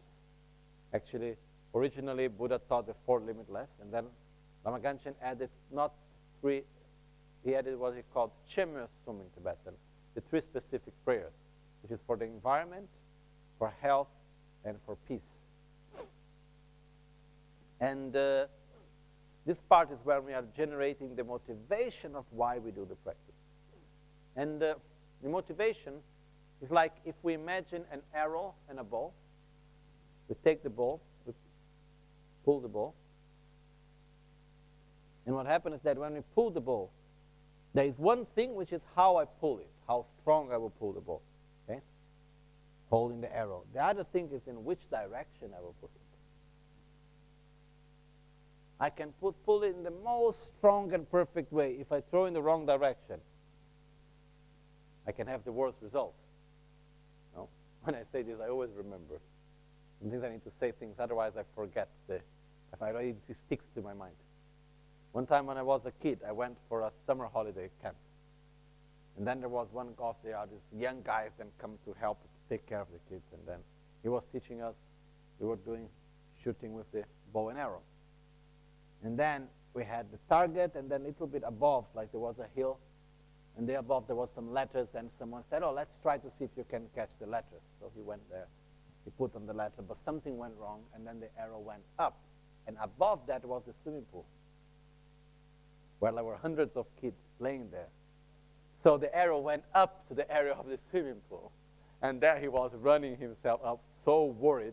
And luckily, the arrow just entered the place where people changed clothes, but didn't get anyone. So this is an example of pulling in the right way in the wrong direction. You can get very strange results. So the action is the same. It depends on the direction. Okay? There's no danger in self-healing of making any harm, really. But depending on the direction that we put our action, the result is different. The motivation is the direction. To be more precise, it's Simchul Sempa, the mental factor intention. That's what defines the direction of our action. So that's why in the very beginning we need to generate the right motivation. But before that, we cannot generate the correct motivation if we are taken at that moment by anger or by jealousy or by envy. You know? If we are feeling some strong negative emotion, and then, or even not strong, but if we are in the middle of a negative emotion and we try to say, okay, now let me forget about this, I will do my practice now. You can go there and recite the whole thing. The mind is not going to let go. It's not possible to generate a correct motivation out of a negative emotion. From a negative emotion and positive emotion is not coming out. If I feel anger, before feeling love, I must go to a neutral state. Our mind is not able to go from a negative state to a positive state. We must, before in the middle, go to a neutral state. Okay? That's why, when doing any practice, it's important, first of all, especially if we are beginners. Later we can do this in a much faster way. But we need, first of all, to bring our minds to a neutral state. And we do that by breathing. Okay? So, there are some texts which say, count up to 7, together with your breath. Then if your mind is not yet calm, then count again up to 7, and you can do that up to 7 times. This is like one of the ways that explanation that is given. But the first step on our practice, and when we do self-healing, we should do the same, is just be able to breathe well, just to do some breathing meditation, bring the mind to a state of calm. After we do that, we need to generate the correct motivation. Okay? So what I would say is let's do a little bit of that practice now. And then we will move on slowly, slowly. My idea during these days is we will do together explanation and practice together. Okay? The reason for that is that, generally speaking, in order to do any practice correctly, we need to have 3 things, which in Tibetan is called Wang Lung Chisum: initiation, commentary, and transmission. When we have the 3, then it's just a matter of us practicing or not. Initiation for self-healing actually is any initiation of the Anuttara Yoga Tantra, such as Yamantaka, Guhya Samaja, Vajrayogini, Tarachtamani, or Heruka. All of these are initiations that are okay in order to do the practice of self-healing. If we have not received an initiation, Lama Gangchen, since the beginning, he gave the permits to do the practice without initiation. If we have received, it's actually better. Okay? It's not a problem, but it's better. Second, the commentary. The commentary, I have given it last time. I stayed here 4 days with a lot of information, and we went through the whole thing. Luckily, we have modern means nowadays that everything is recorded, that anyone can listen at any time. So this gives the possibility also to go back and remember, no? As there was this venerable Sangasena, this monk from Ladakh, and he was giving this example this time, last time in Borobudur. He was saying, you are so lucky nowadays. In my time, to go to receive teachings, I needed to walk days in the middle of the snow and the most difficult conditions with no good shoes. And then when you get there, you need to wait, you don't know until how long. And then you just see the guru, and then maybe he will give you some teachings, and then you need to wait again. Look, now you're all going in nice, fancy, comfortable cars. And then you take airplanes. And then you reach the place, the food is ready for you. You sleep in a nice bed. And then there you are. And then the teacher is explaining in a language that you understand.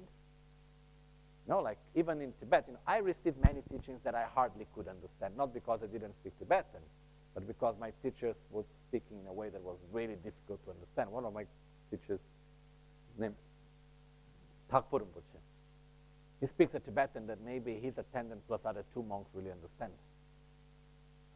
It was really difficult. I received many transmissions from him, but like real teachings was difficult because really couldn't understand what he was saying. So he was saying, okay, then they come and they still explain in a language that you can understand, and you are in a comfortable place.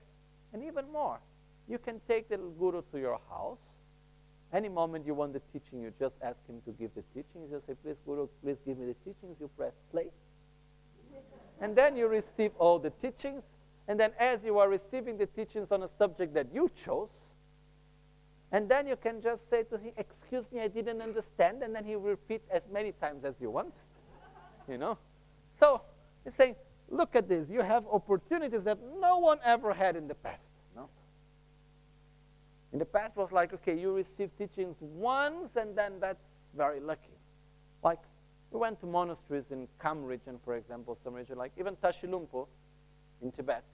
They have extremely faith in Papunka Rinpoche. Papunka Rinpoche, he went there and he stayed there for a few months giving teachings, once in his life, finished. And he became the guru of the 9th Panchalama.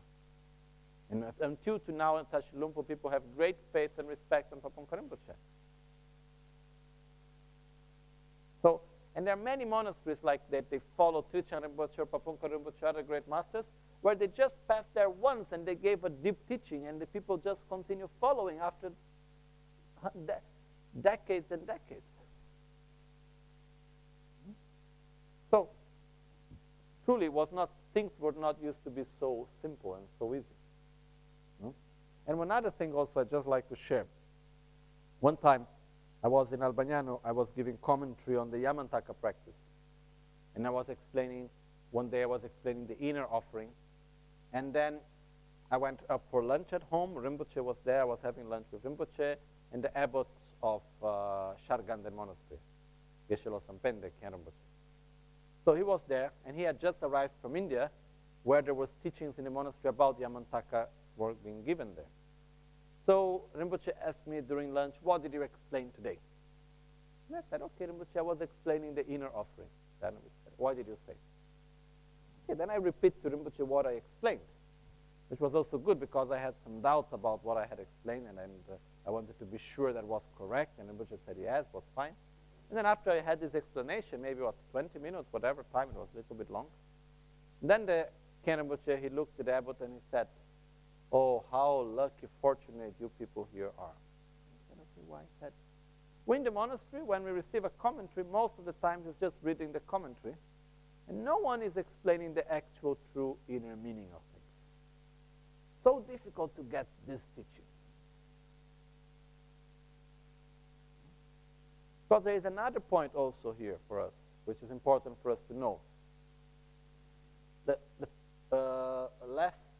When it was the day of Monday, I went to give a talk in a church. And then I was talking to the pastor, this lady, some differences between, we were talking about the Eucharistia, not the Eucharistia, how Eucharistia was? When you eat the ostia and the wine, no, which is actually the blood and the flesh of Jesus, which actually is Guru Yoga. It means becoming one and inseparable with Jesus. That's the actual meaning, no? And then she was telling me a little bit upset somehow. She was saying, yeah, because I have actually, this is very important, very deep, but very often it's shown as something very external. Actually, it's deeply internal, and so on. And then talking together, what came out was the fact that I was saying, look, Buddhism, the only reason why Buddhism now it's so deep in many aspects is because the teachings that are coming for us here in the West are the teachings that for centuries were kept for very few people in some monasteries, for the elite practitioners. The way how Buddhism was taught to the great mass of people is not the way how it's being taught here. I'm sure if you take the Christian religion, the way how most people have access is the way how it was taught to the great mass of people, to which is not explains the deep meaning of things very often. There is the whole symbology, but people don't ask the meaning of the symbols. They just remain with the actual symbol. If we go to Buddhism in a very great masses, like how Buddhism was taught to the lay people in the villages and in the great masses of people in Tibet, just have faith, do this, don't do that, finish, don't make questions. It was very much like that in a way. Then there was an elite of practitioners, elite in the sense that there was a small number of people that had the opportunity to receive deeper teachings and to go to the meaning of really training one's own mind, going to the actual true teachings. And what happened is that when Buddhism went out of Tibet, when actually Tibetans left Tibet, let's say, and they start coming to the West, the teachers, because they were without a country and they were without a stable place, the teachers that came to the West were the best of the best. One time, I was in Thailand, and they asked me in the Theravada monastery of Dhammakaya, why Tibetan Buddhism has developed more in the West than Theravada Buddhism. And I said, one of the reasons, I believe, is because the teachers that went to the West of Tibetan Buddhism was the best of the teachers.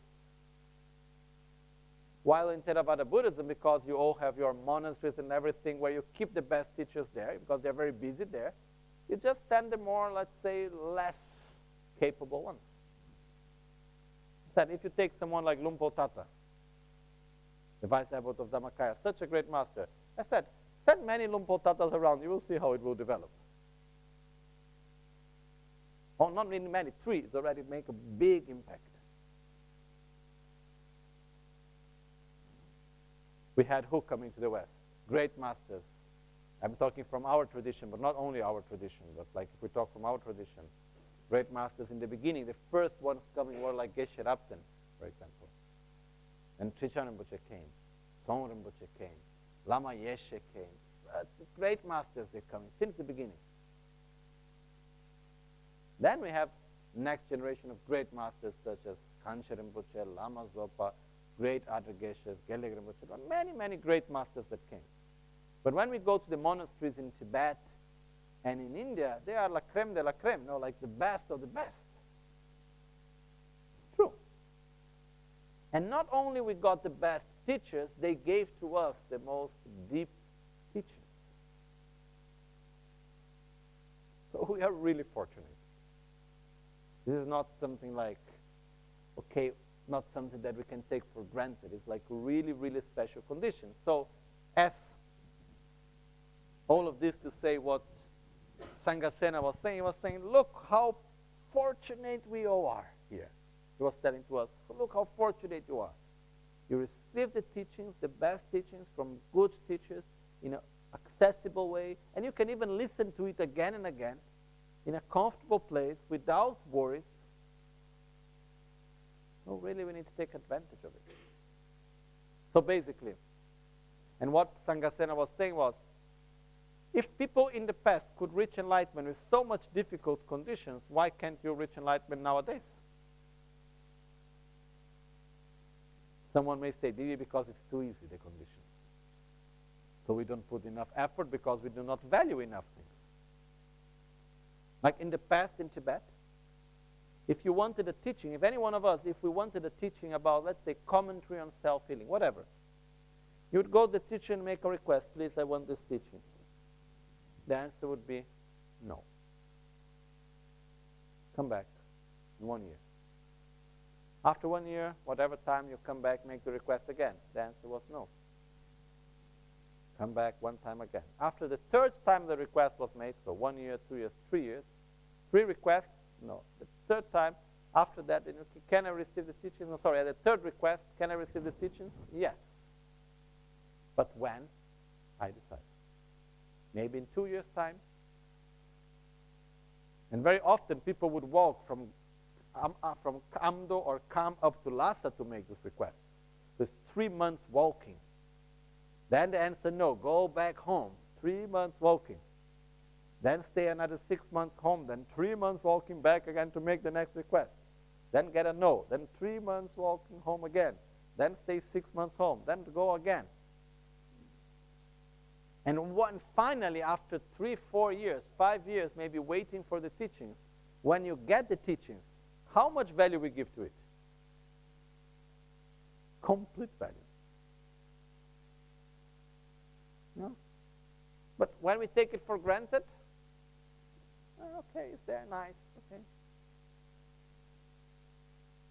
So this is maybe one of the weak points of the conditions we have nowadays.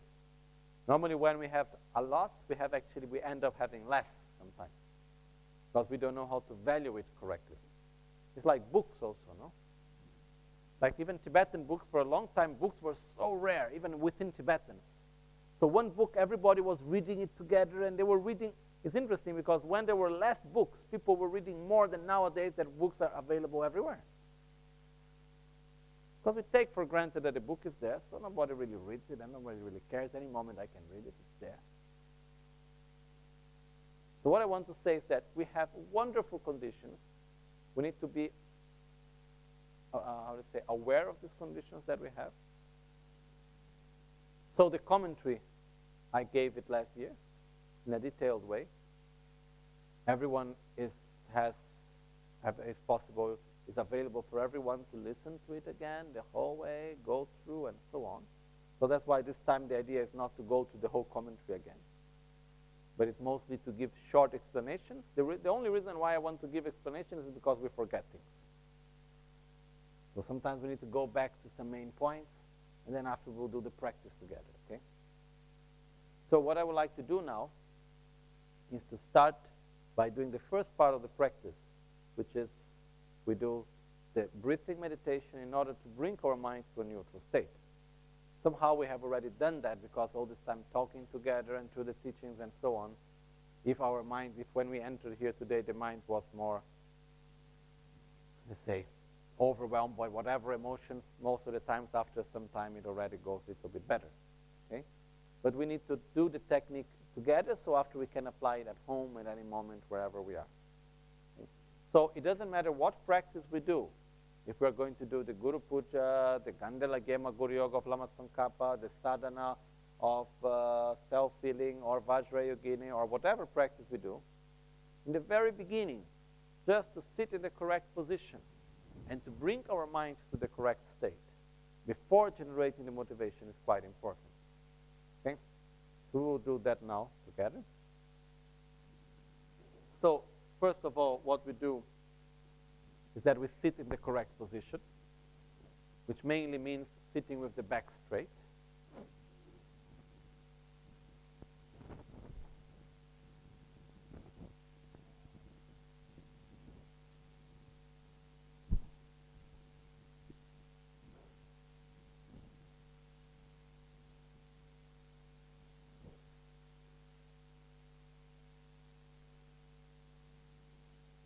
Our shoulders relaxed.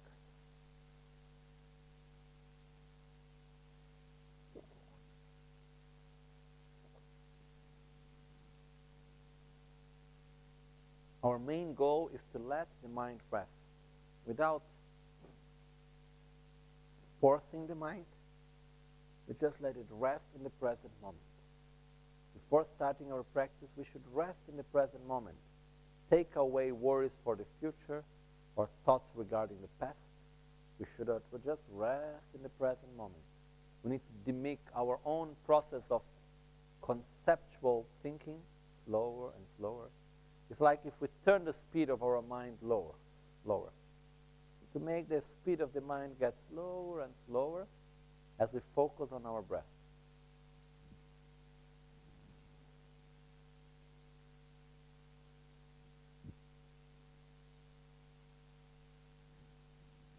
So the back is straight, the shoulders are relaxed, the head is slightly forward,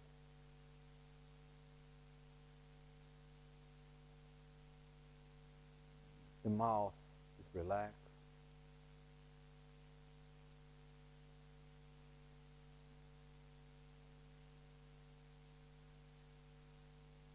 and we observe our own breath.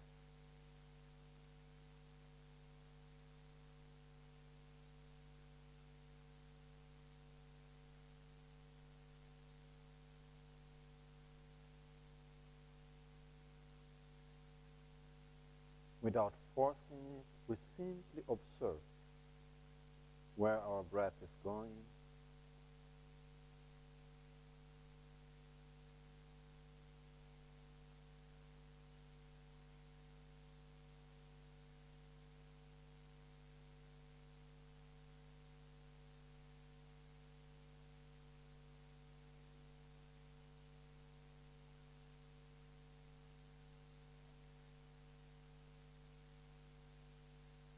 we observe if the breath is in our chest, in our belly,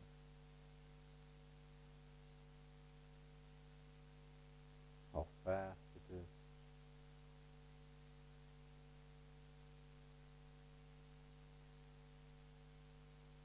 Gradually,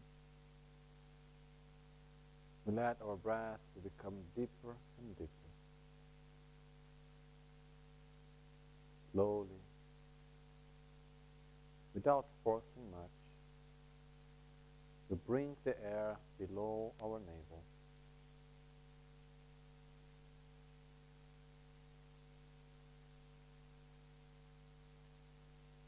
We inhale deeply.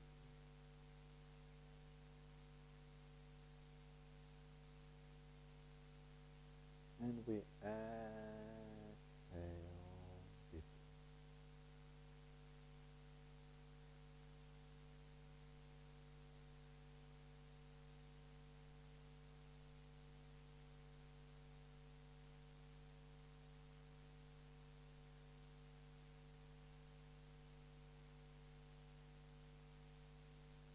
Between every inhaling and exhaling, we rest in that moment between, keeping our breath between the inhaling and exhaling, in between the exhaling and inhaling. We rest ourselves, our body and mind in that moment. Just as every time when we breathe in, every time we breathe out, we get into a deeper state of relaxation.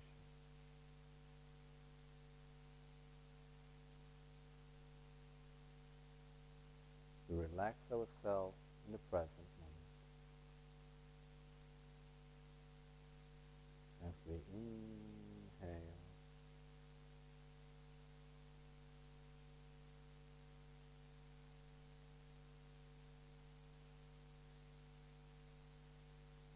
and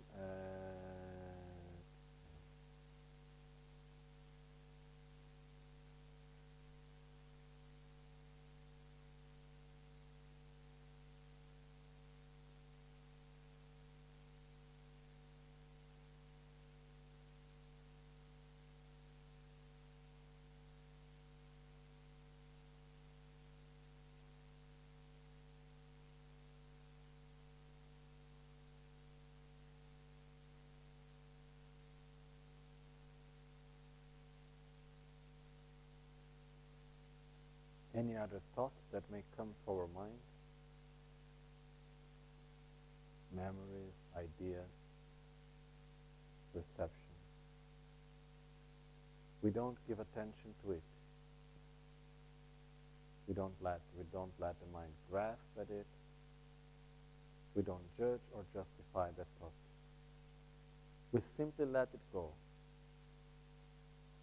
And we bring back our attention to the air that goes in and the air that goes out.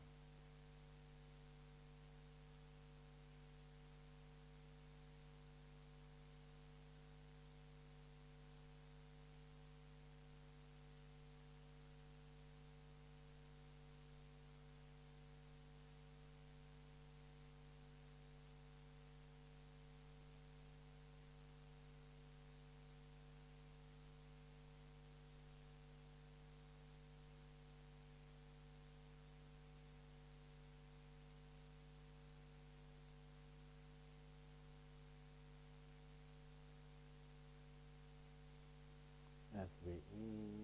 and exhale.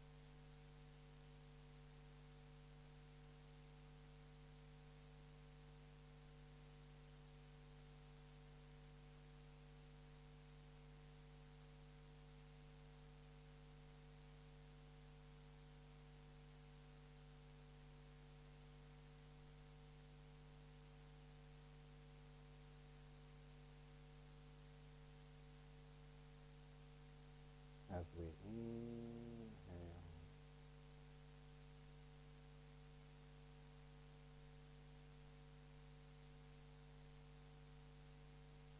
and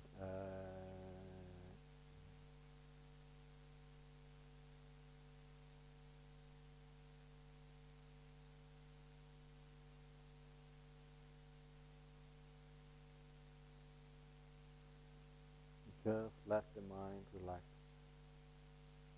within the present moment. Just as if time stops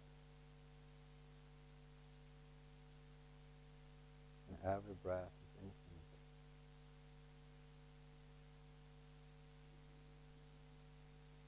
As we inhale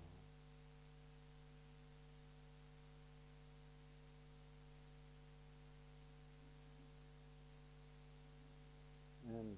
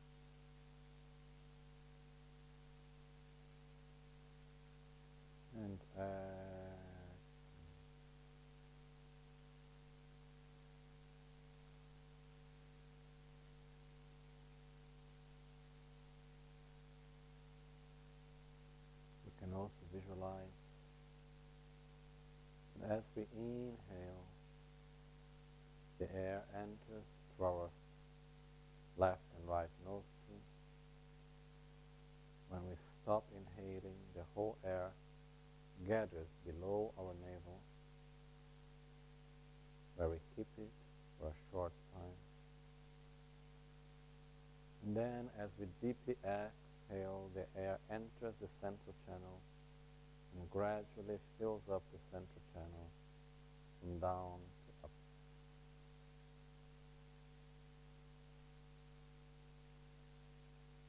Bringing ourselves to a deeper and deeper state of mind and relaxation.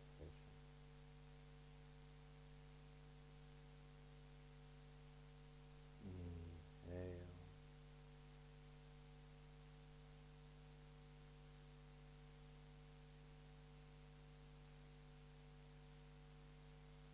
And as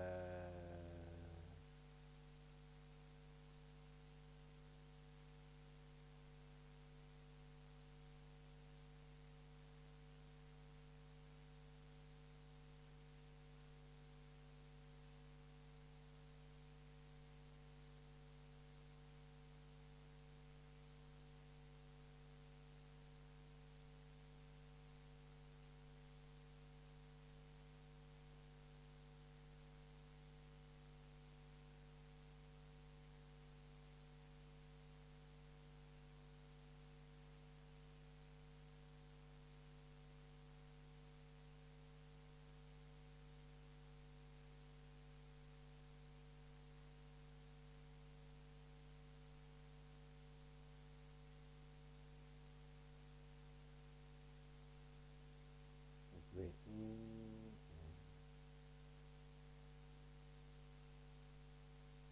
the air goes in through our nostrils, enters our central channel. As we exhale, it expands the central channel. And we follow the air with our mind. As with the mind we enter the central channel, we experience a sensation of infinite space.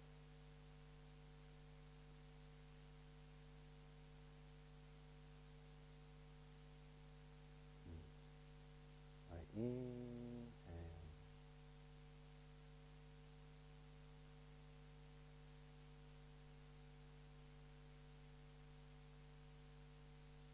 And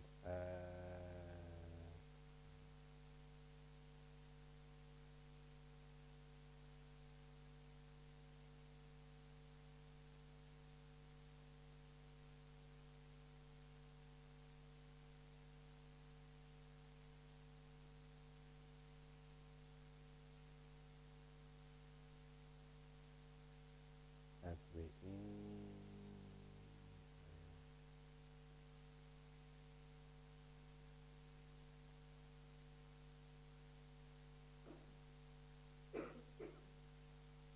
and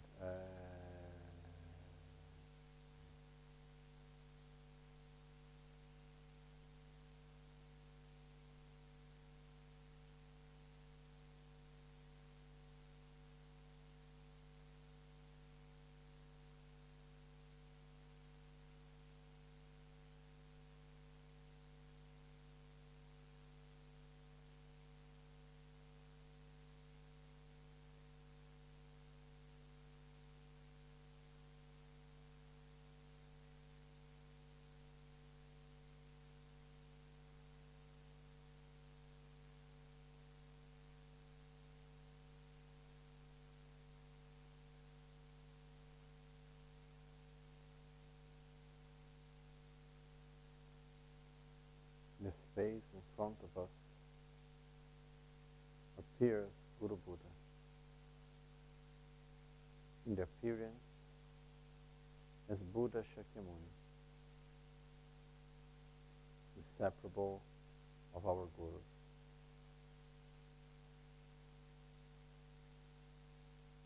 Guru Buddha smiles at us.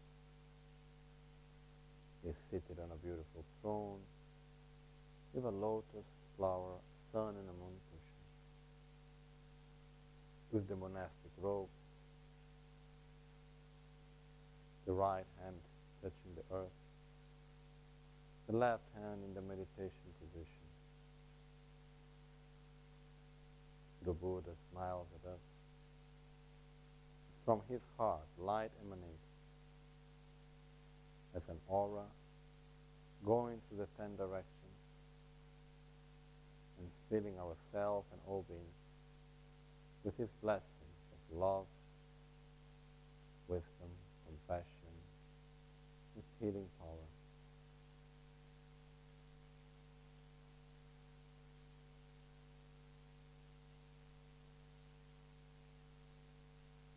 As we look to ourselves,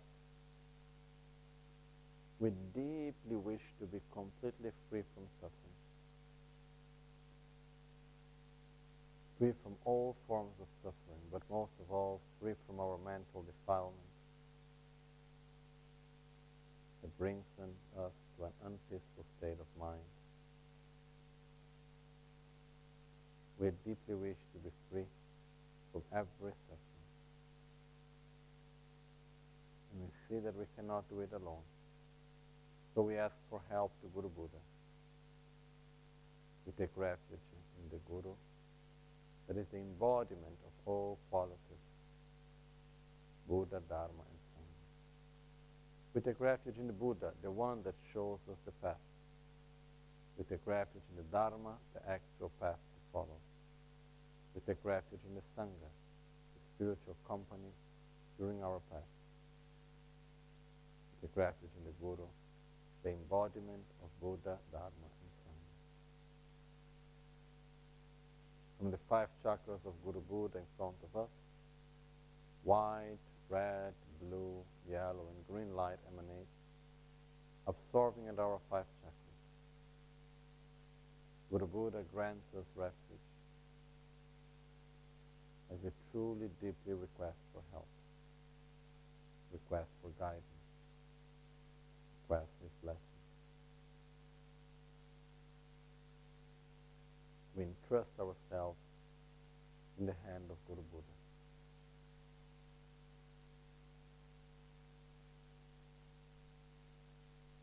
Light and nectar from his 5 chakras absorb into our 5 chakras,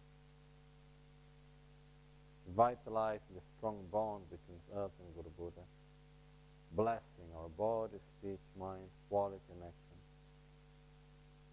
in order for us to develop our qualities and become one and inseparable with Guru Buddha.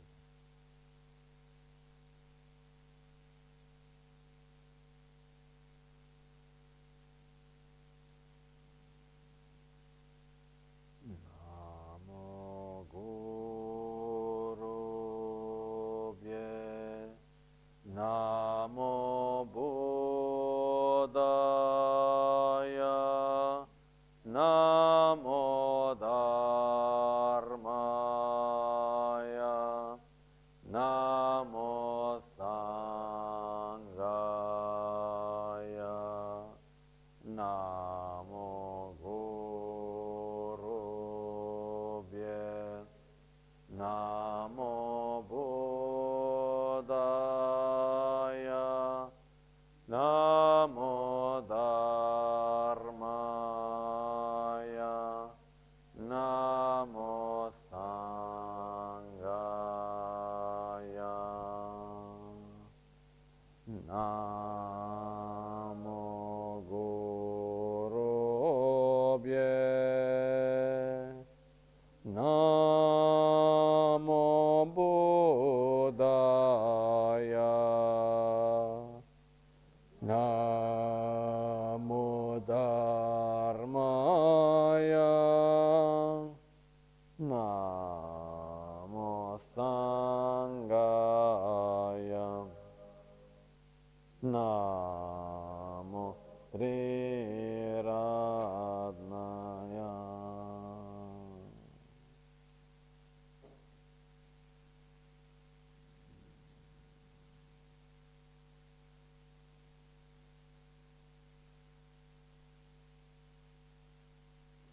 We inhale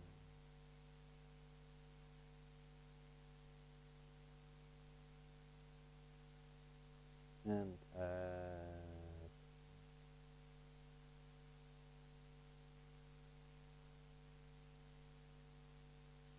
Around us appears all sentient beings. Our father, our mother,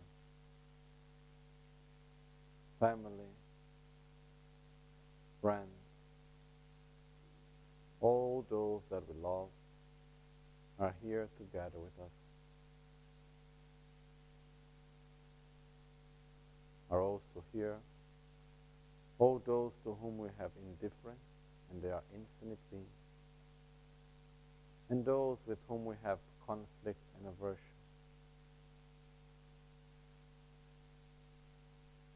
We look upon them and see that they have all forms of suffering, physical, material, social, and mental suffering. As we inhale,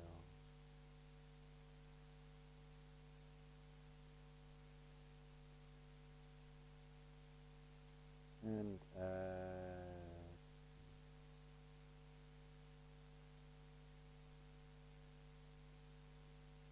we deeply wish that may every sentient being around us be completely free from suffering. May they reach a state of joy and satisfaction by eliminating the causes of suffering and cultivating the causes of happiness.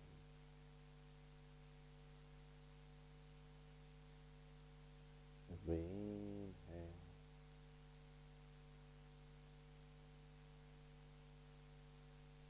and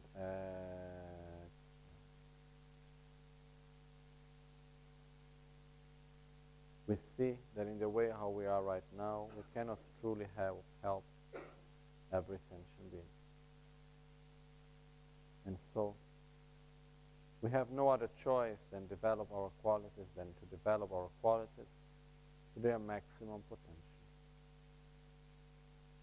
For that reason, we take refuge in the Buddha that one day we will become, in our own potential of enlightenment.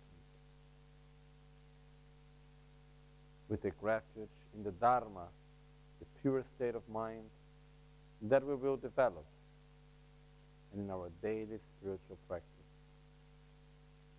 We take refuge in the Sangha, the spiritual company that one day we will become, and in our own potential of helping others since this very right moment.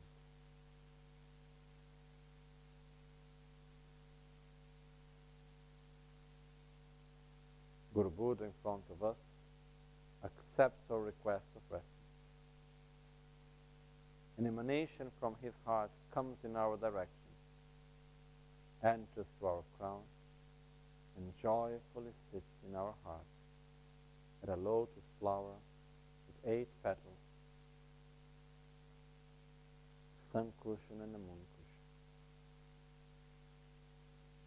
Guru Buddha joyfully sits in our heart. Our body, speech, and mind becomes inseparable with the body, speech, and mind of Guru Buddha. You reach the pure state of Buddhahood. We inhale.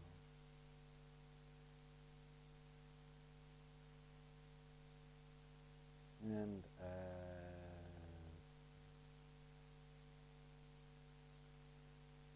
as Guru Buddha sits in our heart, we experience infinite inner space, infinite love and compassion, a state of pure harmony and coherence with all phenomena, a deeper inner state of infinite space of wisdom.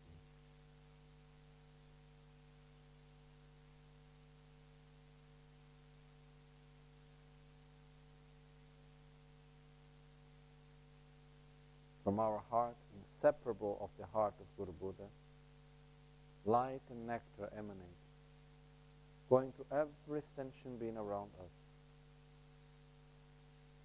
transforming into medicine for those that are sick, food for those that are hungry, company for those that are lonely, transforming into the object that each and every one of them may need, until the moment that it transforms into the Dharma and guides each and every sentient being the complete path to enlightenment. They reach a state of great bliss. We deeply rejoice, and the rays of light and nectar come back to our heart as we inhale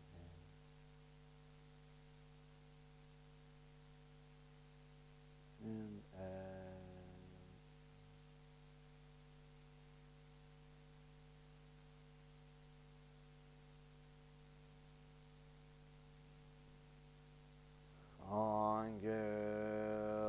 Chedang Soki Chanamla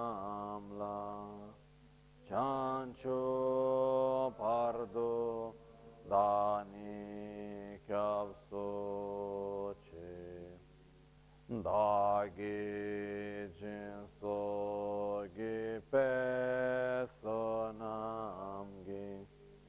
Drola Penchir Sangye Druparsho Sangye Chedam Soki Chanamla Chanchup Dani Kyapsu Chi Dagi Jinso Gi Pesonamgi Drola Penchir Sangye Druparesh Sangye Cheda Soki Chonamla Chanchu Pardo Dani Kyapsu Chi Dagi Jinso Gi Pesona Drola Penchir Sangye Druparsho. In the Buddha, Dharma and Sangha, I take refuge until enlightenment. To the practice of generosity and the other perfections, may I attain Buddhahood for the benefit of all sentient beings. Semchen tamchen dewa dan dewe gyudan dempar gyurchi. Semchen tamche dunga dan dunga gi gyudan relwar gyurchi. Semchen tamchen dunga mepe dewa dang mi relwar gyurchi. Semchen tamchen yin chadang nidan rewe tang nyom la ne par gyurchi.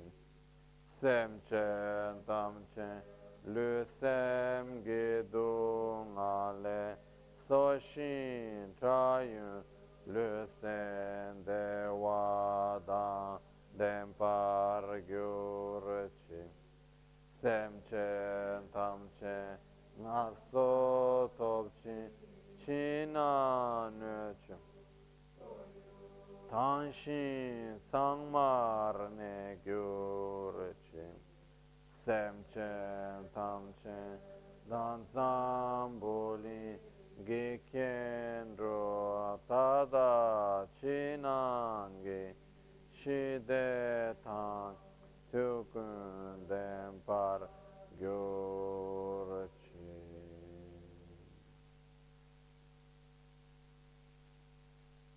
May all beings have happiness and its causes. May all beings be free from suffering and its causes. May all beings never be separated from the great happiness that is beyond all misery. May all beings dwell in equanimity, unaffected by attraction to dear ones and aversion to others. May all beings recover from the sicknesses of mind and body pollution and enjoy relative and absolute health now and forever. May all beings relax in a pure and healthy outer and inner environment now and forever. May all beings enjoy inner and world peace now and forever.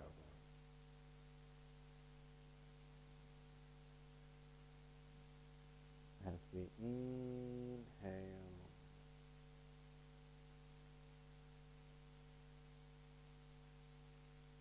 and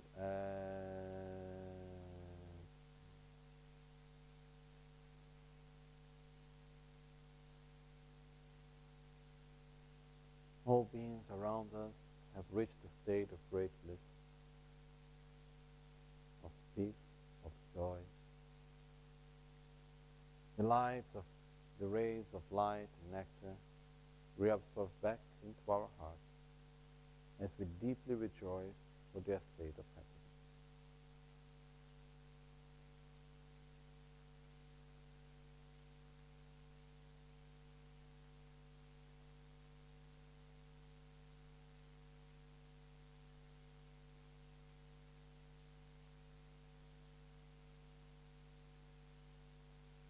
Guru Buddha in front of us with a beautiful smile dissolves into a golden light. This light comes in our direction and enters through our forehead, filling up our central channel, expanding through our body, and from our body to the whole universe.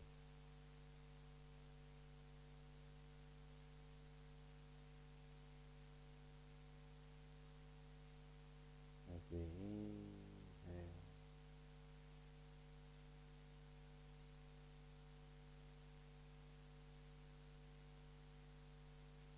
and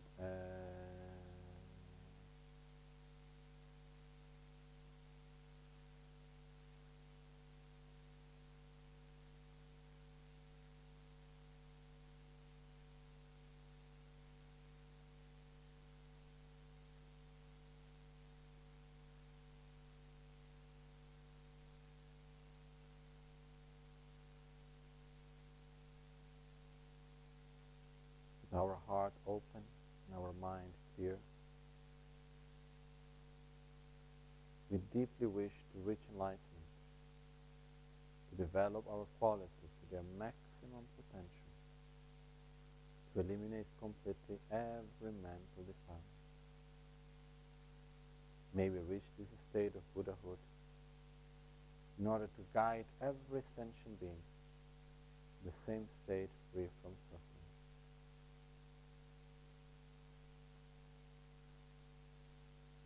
In order to reach that state as quick as possible, we'll follow the Mahayana vehicle, the Vajrayana path. And in order to reach enlightenment for the benefit of every sentient being as quick as possible, we will do the practice of self-healing and realize it through our life.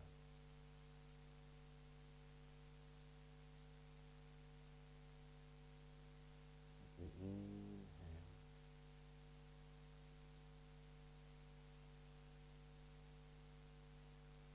And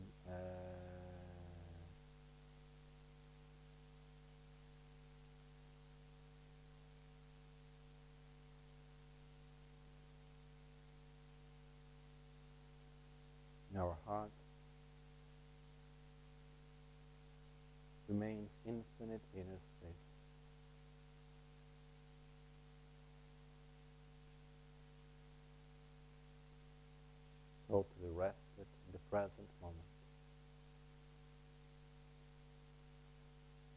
that is totally beyond past, present, or future.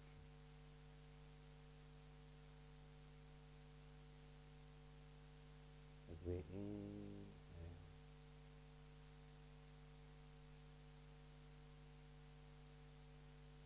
and exhale,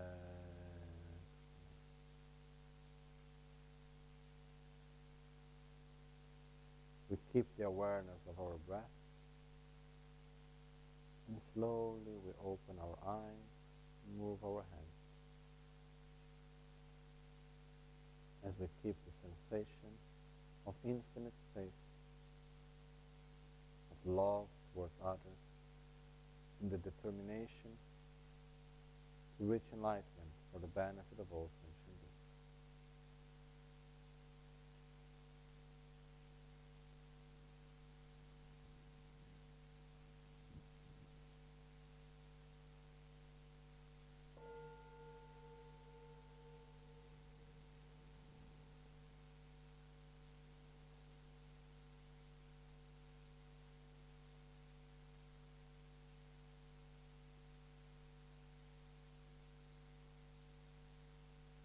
For the benefit of every sentient being, we may reach enlightenment as quick as possible. And for that reason, we'll now do the practice of self-healing, self-initiation of the 5 dhyana Buddhas. We will do it now in a brief way, without explanation, and with recitation instead of singing.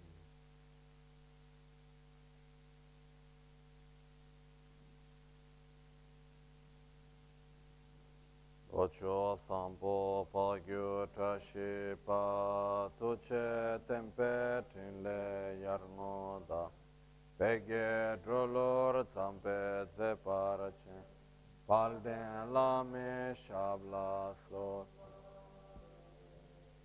Omo a guru vajra dara suma timo nishasane karma uta vardanya shri bad Varsamanya sarva siddhi hum. Om a guru buddha siddhi hum. Om a guru buddha siddhi hum. Om a guru buddha siddhi hum. Om a guru buddha siddhi hum. Om a guru buddha siddhi hum.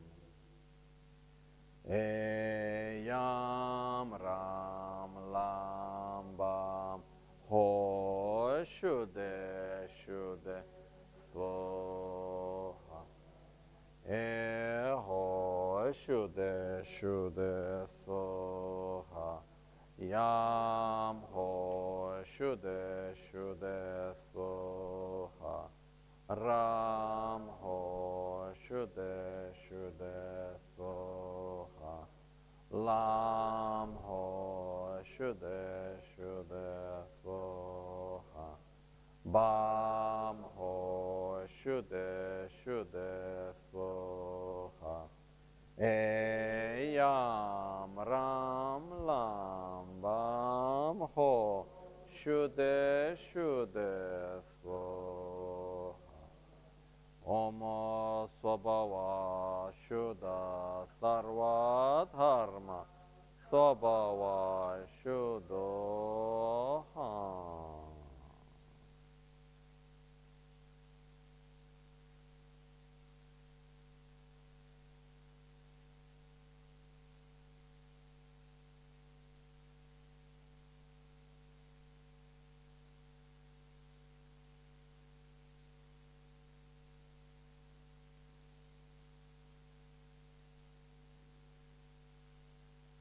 Hamle pema jango, hamle pema serpo, hamle pema ngompo, hamle pema marpo, Pamle Pema Karpo Om Ahum Tramarhi Helenatso Dorje Jangurhi Tramle Norbo Serpo Tram Hunle Dorje Ngompo Hum Ale Pema Marpo A Omle Korlo Karpo Om Om Korlo Nanse Dorje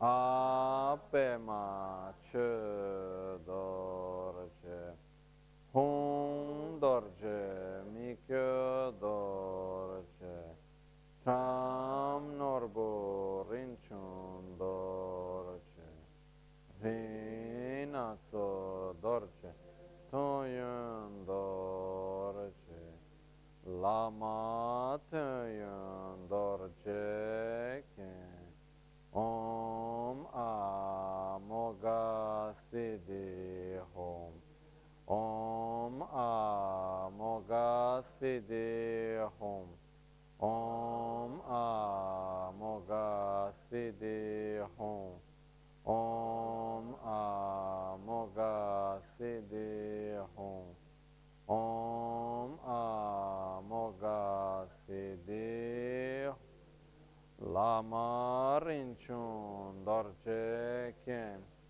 Om Aratna Sambhava Hom Om Aratna Sambhava Hom Om Aratna Sambhava Hom Om Aratna Sambhava Hom Om Aratna Sambhava Hom Lama Michel Rinpoche Ken Om Akshobhya Hum Om Akshobhya Hum Om Akshobhya Hum Om Akshobhya Hum Om Akshobhya Lama Che Dorje Ken Om Amitabha Hum Om Amitabha Hum Om Amitabha Hum Om Amitabha Hum Om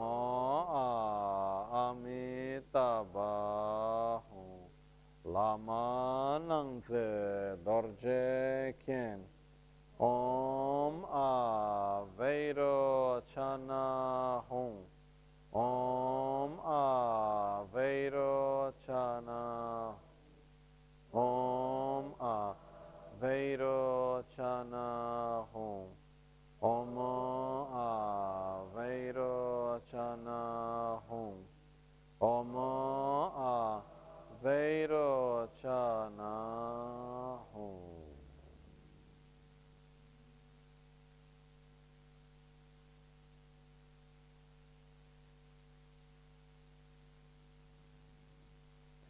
Om Mani Padme Hum Om Mani Padme Hum Om Mani Padme Hum Om Mani Padme Hum Om Mani Padme Hum Om Mani Padme Hum Om Mani Padme Hum Om Mani Padme Hum Om Mani Padme Hum Om Mani Padme Hum Om Mahasukha Hum Om Mahasukha Hum Om Mahasukha Hum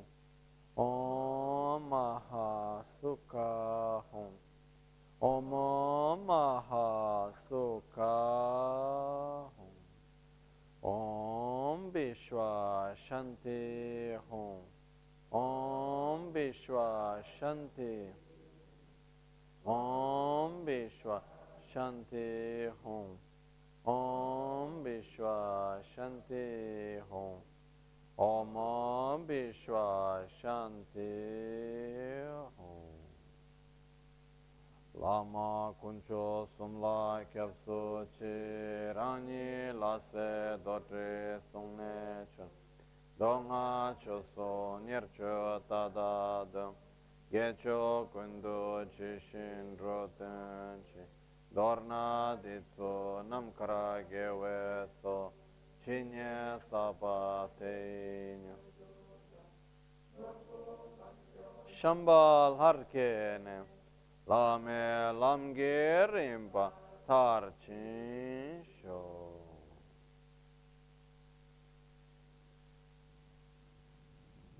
Om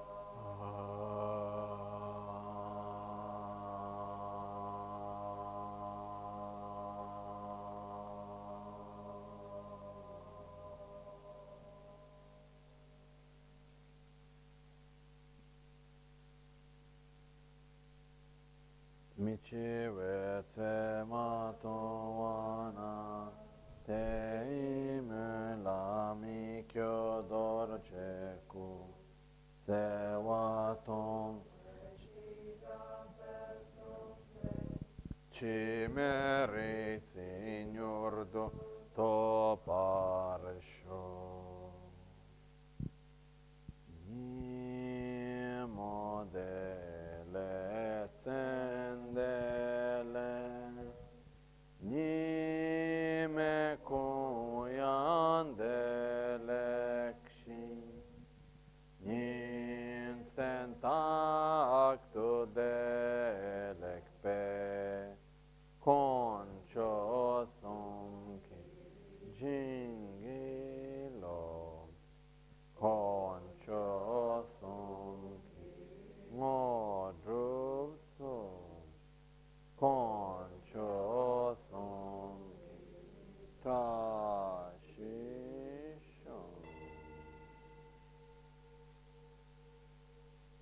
dawn or dusk, at night or midday, may the three jewels grant us their. May they help us to achieve all realization and sprinkle the path of our lives with various signs of auspiciousness.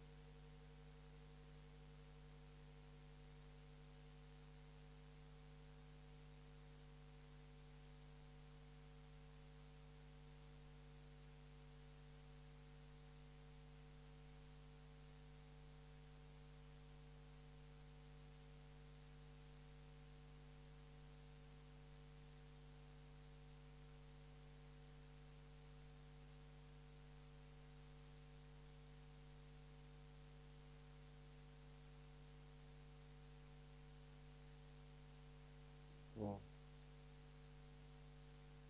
in this way, we have concluded this first session, second session of today, and I would like to do self-healing in every session, possibly, and long or short, we will see.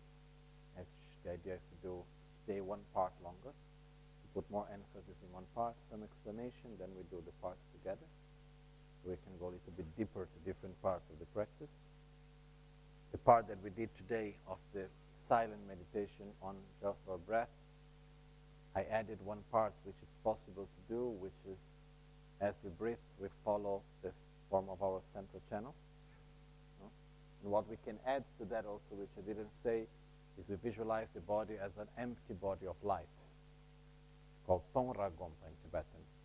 And basically, it's when we visualize the whole body as a body of light, completely empty.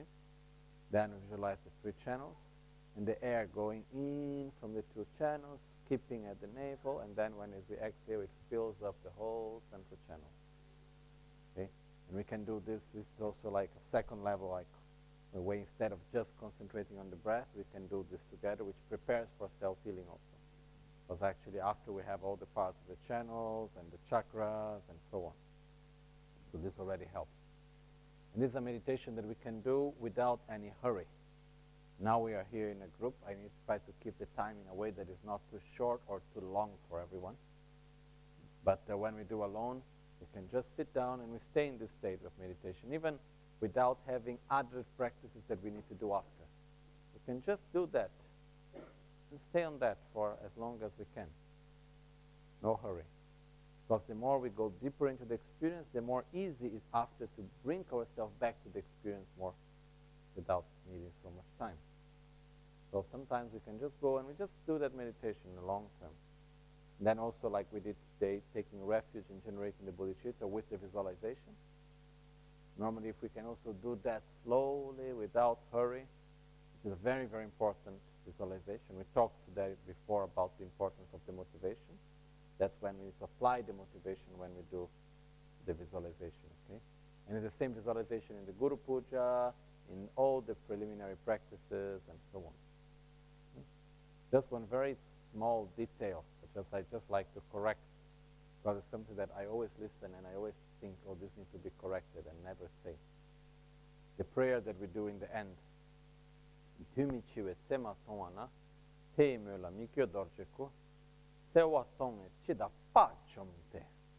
not pel. Most people say pel. This was a mistake of at some point someone did this mistake in the writing of the phonetic, and so the mistake remains. No?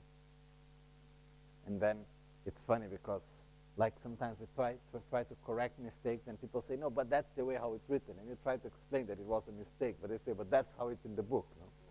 But there was a mistake originally there. No? And so, because pa hero, is Lord. That's why Lord of that. The word Lord is coming back. Pa. Okay, it's like power.